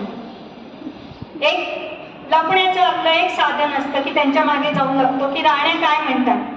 वशिष्ठ महामुनी हुशार आहेत. ते म्हणाले ते कार्य मी करतो म्हणे राजन, तुम्ही नका जाऊ. आणि वशिष्ठ महामुनी गेलेले आहे कौशल्याच्या महालात. तिथे महाराणी सुमित्रा आणि कैकेयी माता या दोघींना पण त्यांनी बोलावून घेतलं. आणि वशिष्ठ महामुनींनी बघा त्यांची परवानगी मिळवण्याकरता, मातांची परवानगी मिळवण्याकरता काय सांगतात वशिष्ठ महामुनी, काय म्हणतात? राजमातांनो, मुलं आता मोठी झाली आहे, काही त्यांच्या लग्नाचा वगैरे विचार आहे की नाही? लग्नाचा विचार म्हटला आणि सगळ्या राण्या एकदम उल्लसित झाल्या. तिघी पण बरोबर बोलायला लागल्या की पहा कुठली मुलगी आहे, तुम्हीच आहात, आमच्या हे करून देणारे कुलाचे कुलपती तुम्हीच आहात, कुलगुरू तुम्हीच आहात, सगळं तुमच्याच हाती आहे कल्याण करणं.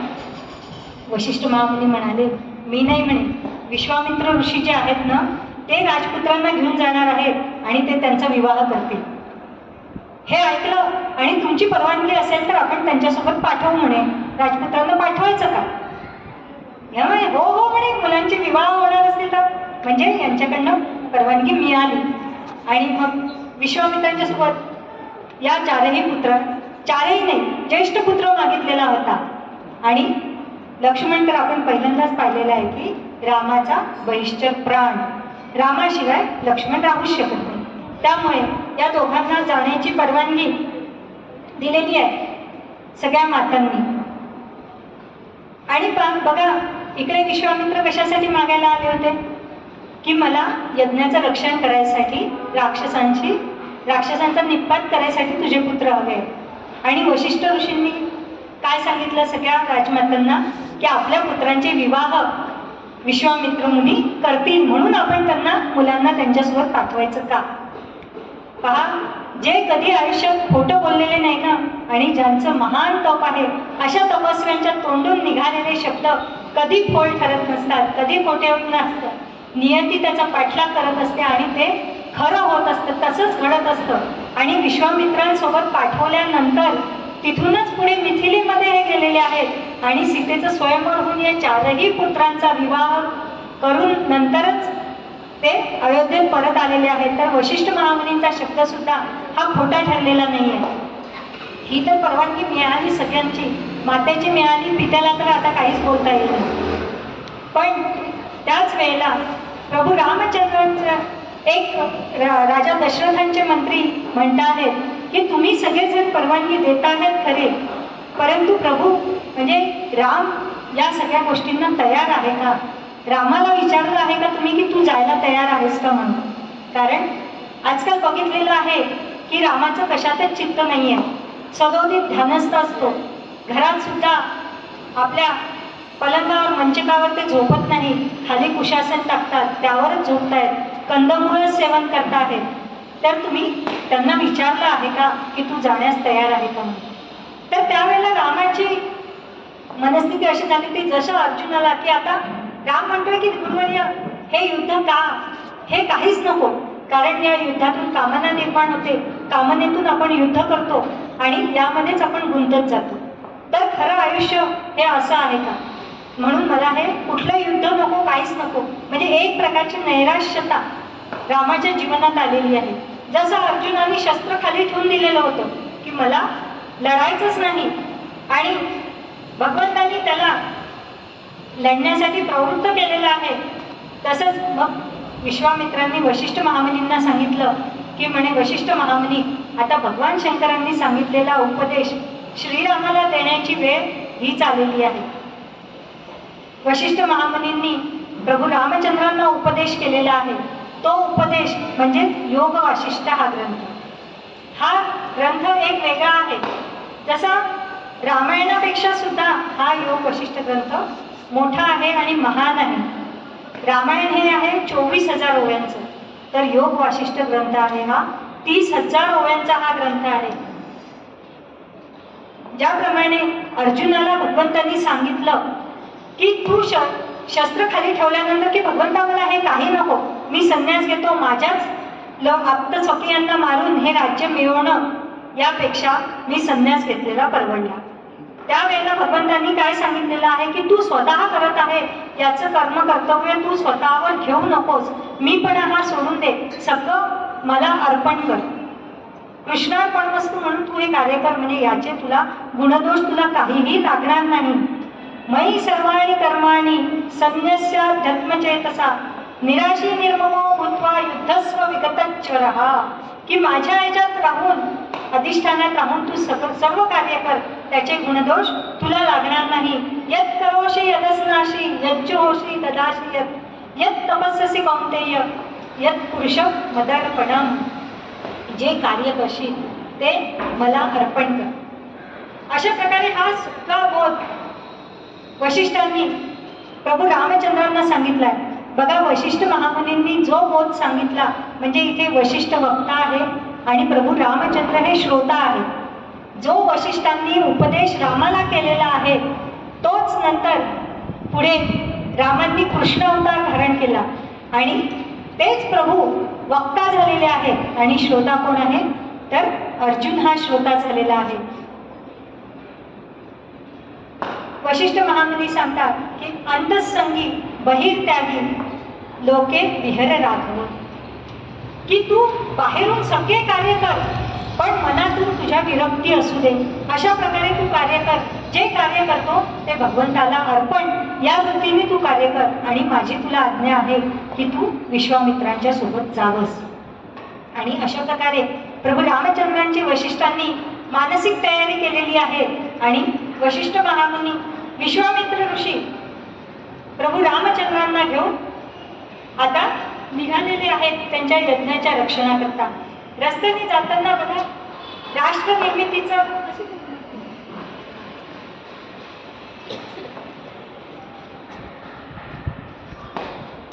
विश्वामित्रांनी सर्वप्रथमच म्हणजे राजा दशरथाला मागितलंच नाही. कोण मागितलाय? त्यांना नवीन पिढी घडवायची आहे, येणारा राजपुत्र त्यांना घडवायचा होता की उद्याचा देश आपल्याला घडवायचा आहे. कारण राजा दशरथाचं आता वय होत आलेलं होतं.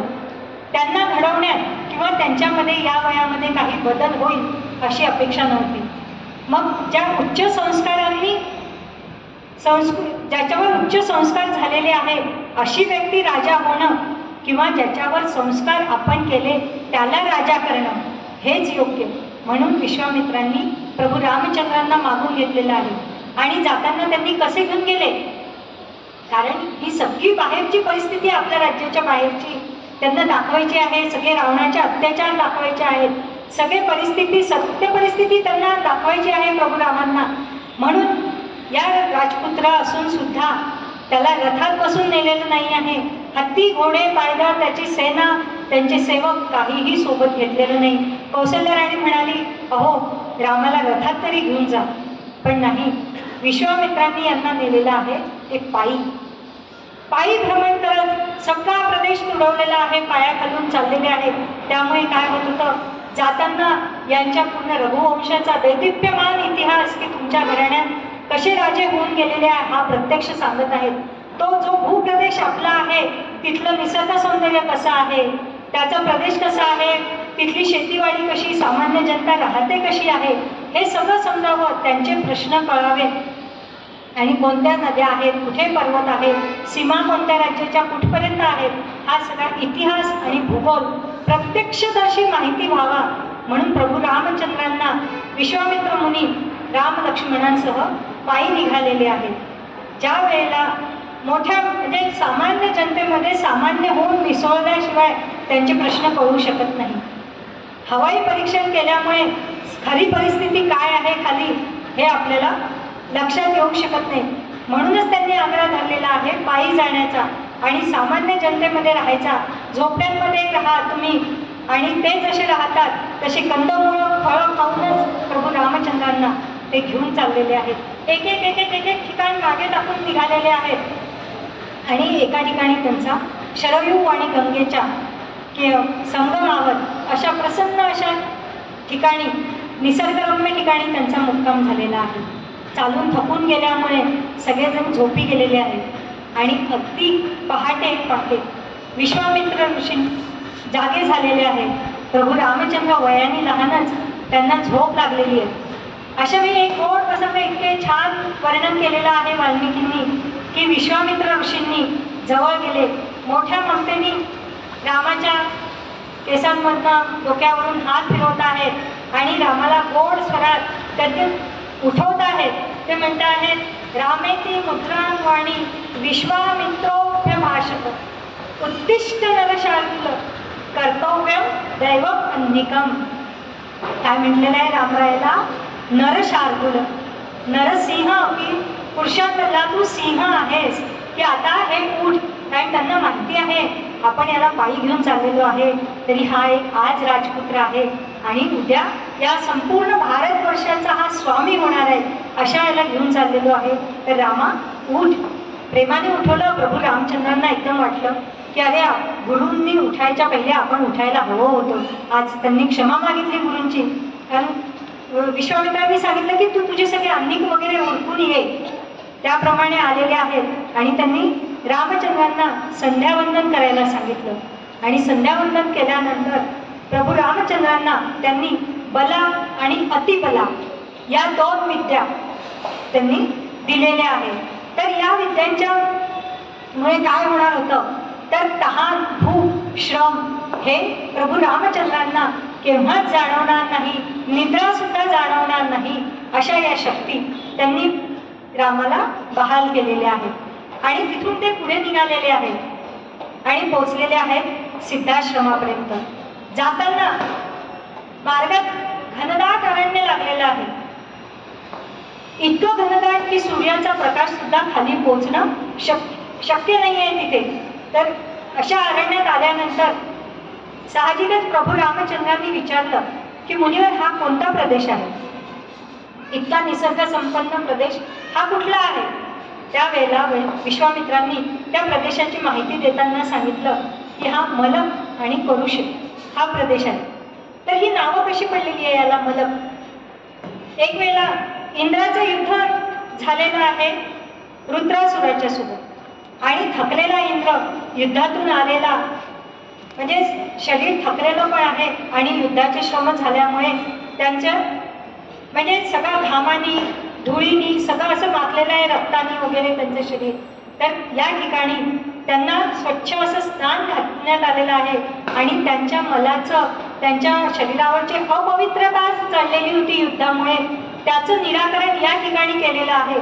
ज्या ठिकाणी इंद्राचा मळ सांडला गेला म्हणजे धुतल्या गेला त्या प्रदेशाचं नाव आहे मलक आणि जिथे अपवित्रता धुतल्या गेल्यामुळे तो प्रांत करुष या नावाने तो ओळखला जातो आहे.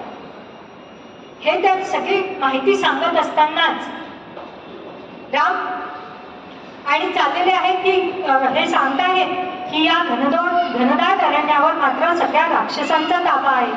त्यामुळे इथे ऋषीपुत्र येण्यासाठी घाबरतात. त्यांची तपश्चर्या भंग करण्याचं कार्य इथे सुरू आहे. त्राटिका नावाची राक्षसीचं प्राबल्य या पूर्ण वनात पसरलेलं आहे आणि ती ऋषीमुनींना त्रास देते. अगस्ती मुनींची 10 मुलं या त्राटिकेने कच्ची खाल्लेली आहेत. एवढे अनन्वित अत्याचार या राक्षसांचे सुरू आहेत आणि या रावणाचा पूर्ण निपात केल्याशिवाय मी स्वस्थ बसणार नाही अशी प्रतिज्ञा करूनच दक्षिणेत उतरलेले अगस्ती हे पहिले ऋषी आहेत आणि त्यांनी त्याचा निपात करण्याची प्रतिज्ञा घेतल्यामुळे सगळी भगवंताची खूप आराधना केलेली आहे आणि वेगळी शस्त्र अस्त्र ही आराधना करून त्यांनी जमा करून ठेवलेली आहे. प्रत्येक अस्त्र, प्रत्येक देवतेची उपासना करून त्यांच्याकडची शक्ती संपादन म्हणजे सगळा शस्त्रसाठा हा अगस्ती मुनींनी तयार करून ठेवलेला आहे रावणाविरुद्ध लढण्याकरता. असे हे अगस्ती ऋषी म्हणजे ऋषी नुसते पूजापाठ करणारे नव्हते, तर हे सगळं सामर्थ्य देणारे हे ऋषीमुनी आणि त्यासोबतच त्यांच्या तपस सामर्थ्याचा आशीर्वाद सुद्धा. अस्त्रविद्या, शस्त्रविद्या, मंत्रविद्या आणि ती सुद्धा आशीर्वादासहित असं हे कार्य आपल्या ऋषीमुनींनी केलेलं आहे. तर त्या त्राटिकेचा इतिहास विश्वामित्र मुनी तिचं सांगताहेत की या भयंकर अरण्यात म्हणे त्राटिका नावाची ही राक्षसी राहते आहे. त्राटिका ही कोण आहे? तर त्या त्राटिकेने ही ऋषिकुला पूर्ण उद्ध्वस्त केलेली आहे. देव दानवाचं युद्ध चालू आहे. हे सुकेतू नावाचा जो राक्षस आहे यांनी ब्रह्मदेवाची खूप तपश्चर्या केली आणि त्याला ब्रह्मदेव प्रसन्न झाले, वर माग म्हणाले. ते या सुकेतू राक्षसांनी काय म्हटलं? वर असा मागितला की देवा मला एक पुत्र असा द्या की ज्याच्या ठिकाणी 100 हत्तींचं बळ असेल. ब्रह्मदेवांनी म्हटलं की ठीक आहे, मी तुला अपत्य देतो, पण हे बघ कसं आहे, पुत्रासोबत कन्या सुद्धा असावी ना, कन्या पण असावी घरात. पुत्रच असून चालत नाही, कन्या सुद्धा असावी घरात. ती प्रेमळ असते, जीव लावते, हे आता आपल्याला सगळ्यांना माहितीच आहे. तर एक कन्या सुद्धा असावी असं तुला नाही वाटत? तर ब्रह्मदेवाला या सुकेतूनी हो म्हटलं. हो म्हणे, खरंच एखादी कन्या सुद्धा असावी. म्हणे मी तुला आशीर्वाद देतो, पण तुला पुत्र नाही, तुला कन्या होईल. म्हणे पण तिच्या ठिकाणी 100 हत्तींचं बळ असलं पाहिजे. मग अशी कन्या ब्रह्मदेवानी या सुकेतूला वरदान म्हणून सांगितलं की तुला अशी कन्या होईल. आणि त्यातूनच या त्राटिकेचा जन्म झाला. त्याला जी कन्या तिच्या ठिकाणी स्त्री असली तरी सुद्धा 100 हत्तींचं बळ तिच्या ठिकाणी आहे. आणि हिचा या त्राटिका दिसायला अतिशय सुंदर, पण हिचा विवाह झाला की संगती चांगली नव्हती. ती गुणसंपन्न होती, मुळात दिसण्याला सुस्वरूप, अतिशय सुंदर, गुणसंपन्न, पण हिचा विवाह झाला सुंदर नावाच्या राक्षसाशी. जंभ राक्षसाचा पुत्र सुंदर याच्याशी विवाह झाला आणि त्याच्या संगतीत मात्र ही पण बिघडली. ऋषीमुनींना त्रास द्यायचा हिने पण सुरू केलं आणि या सुंदर राक्षसाचा निपात केलेला आहे अगस्त्य ऋषींनी. ज्या वेळेला अगस्त्य ऋषींनी आपल्या पतीला ठार मारलेलं आहे हे पाहिलं, त्यावेळेला अगस्त्य ऋषींवर ही त्राटिका आक्रमण करून गेली. त्यावेळेला अगस्त्य ऋषींनी आपल्या कमंडलूतला जल तिच्यावर शिंपडलं आणि तिला शाप दिला की तू विद्रूप होशील आणि राक्षसी होशील. तेव्हापासून तिचं ते सुंदर रूप नष्ट होऊन तिला राक्षसिनीचं रूप प्राप्त झालंय आणि ती आता या सगळ्यांना सतत त्रास देत इथे फिरते आहे. तिचंच साम्राज्य या पूर्ण त्राटिका वना, या पूर्ण वनावर तिचंच साम्राज्य आहे. तर रामा, ती एक स्त्री आहे, तू तिचा वध करशील ना, की स्त्री म्हणून सोडून देशील? तर प्रभू रामचंद्रांनी काय सांगितलं? गो ब्राह्मणहितार्थाय देशस्य च हिताय च. ही देशाच्या, ब्राह्मणांच्या, गायीच्या सेवेकरता स्त्री हत्या करावी लागली तरीही मी ती करेल. गुरुदेव, आपली आज्ञा मला शिरसावंत राहील. आणि असं यांचं बोलणं चालू असतानाच तिकडे त्या जंगलामध्ये महाभयंकर असे आवाज निर्माण व्हायला लागले. धरती जणू काही कापायला लागली आहे, भूकंप होतो आहे की काय. सगळे पशु पक्षी सैरावायला पळायला लागले, झाडं गदगदा आणून लागली. कारण तितक्या ह्याच्यात ती त्राटिका महाभयानक आवाज करत समोर यायला लागलेली होती. आणि ती त्राटिका आलेली बघितली आणि इकडे विश्वामित्रांनी रामाला मात्र सावध केलेलं आहे. आणि काय सांगतात? जोड रे जनिका तुका, सोड रे सायका, मार ही त्राटिका रामचंद्रा. त्यांनी आदेश दिला की रामा, ही त्राटिका समोर आलेली आहे आणि आता माझा तुला आदेश आहे की तू हिचा वध कर. त्राटिका सुद्धा कमी नव्हती. रामामध्ये आणि त्राटिकेमध्ये घनघोर युद्ध झालेलं आहे. विविध रूपं तिला धारण करता येत होती, हवेत उडता येत होतं, मायावी रूपं तिला घेता येत होती. प्रभू रामचंद्रांनी तिच्यासोबत तिचे पहिल्यांदा हात कापून टाकले, पाय कापून टाकले, अशी ही खाली पडलेली आहे. आणि शेवटी प्रभू रामचंद्रांना तरी पहा, त्यांच्या मनात दया आहेच की स्त्री ही अवध्य. त्याच्याने सुरुवातीला लवकर बाण काही सोडला गेला नाही, परंतु शेवटी मात्र विश्वामित्रांनी आज्ञा केल्यानुसार प्रभू रामचंद्रांनी एक आपला अमोघ असा बाण काढला आणि तो सोडलेला आहे आणि राटिकेला तो बाण जाऊन वर्मस्थळावर लागल्यामुळे राटिका तिथे गतप्राण होऊन पडलेली आहे. बोल सियावर रामचंद्र की जय. अशा प्रकारे राटिकेचा वध म्हणजे प्रभू रामचंद्रांची असं सांगता शास्त्रानुसार स्त्रीचा आणि ब्राह्मणाचा वध हा करू नये हे अवध्य असतात स्त्री आणि ब्राह्मण. परंतु बघा प्रभू रामचंद्रांची सुरुवात कुठून झाली? स्त्रीवधाने आणि शेवट कुठे झालाय? ब्राह्मण वधावर. कारण पहिली मारली राटिका, लेडीज फर्स्ट, ही एक स्त्री आहे आणि शेवट कुठे आहे तर रावणाच्या वधावर. रावण कोण होता?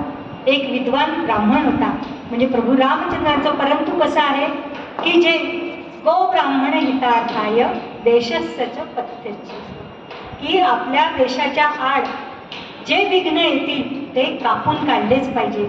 परित्राणाय साधूना विनाशाय च दुष्कृता. याच्याकरता भगवंतांनी शस्त्र धारण केलेलं आहे. हेच ब्रीज भगवंताचं आहे. आणि आता राटिकेचा वध झालेला आहे आणि इथून पुढे पुढे सगळ्या राक्षसांचा निपात करण्याची सुरुवात प्रभू रामचंद्रांची इथून झालेली आहे. तो एक एक कथाभाग आता आपण रोज बघणारच आहोत. आजच्या पुरतं आपण इथे थांबूया. उद्या विश्वामित्र मुनी प्रभू रामचंद्रांना मिथिलेकडे घेऊन जात आहे. जाताना मध्ये अहिल्याचा उद्धार झालेला आहे.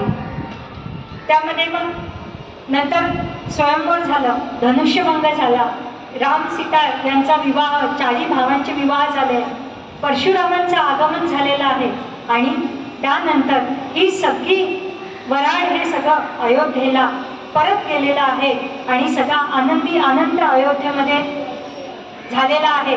हा सगळा कथाभाग आपण उद्याच्या कथेमध्ये बघूया. जय जय रघुवीर समर्थ. पुंडलिक वरदय हरी विठ्ठल. श्री ज्ञानदेव तुकाराम. पंढरीनाथ महाराज की जय. माऊली ज्ञानेश्वर महाराज की जय. जगद्गुरु तुकाराम महाराज की जय. राष्ट्रसंत समर्थ रामदास स्वामी महाराज की जय. सबसंतन की जय. भारत माता की जय. सियावर रामचंद्र की जय. पवन सुत हनुमान की जय. बोलो रे भाई सब संतन की जय. सनातन धर्म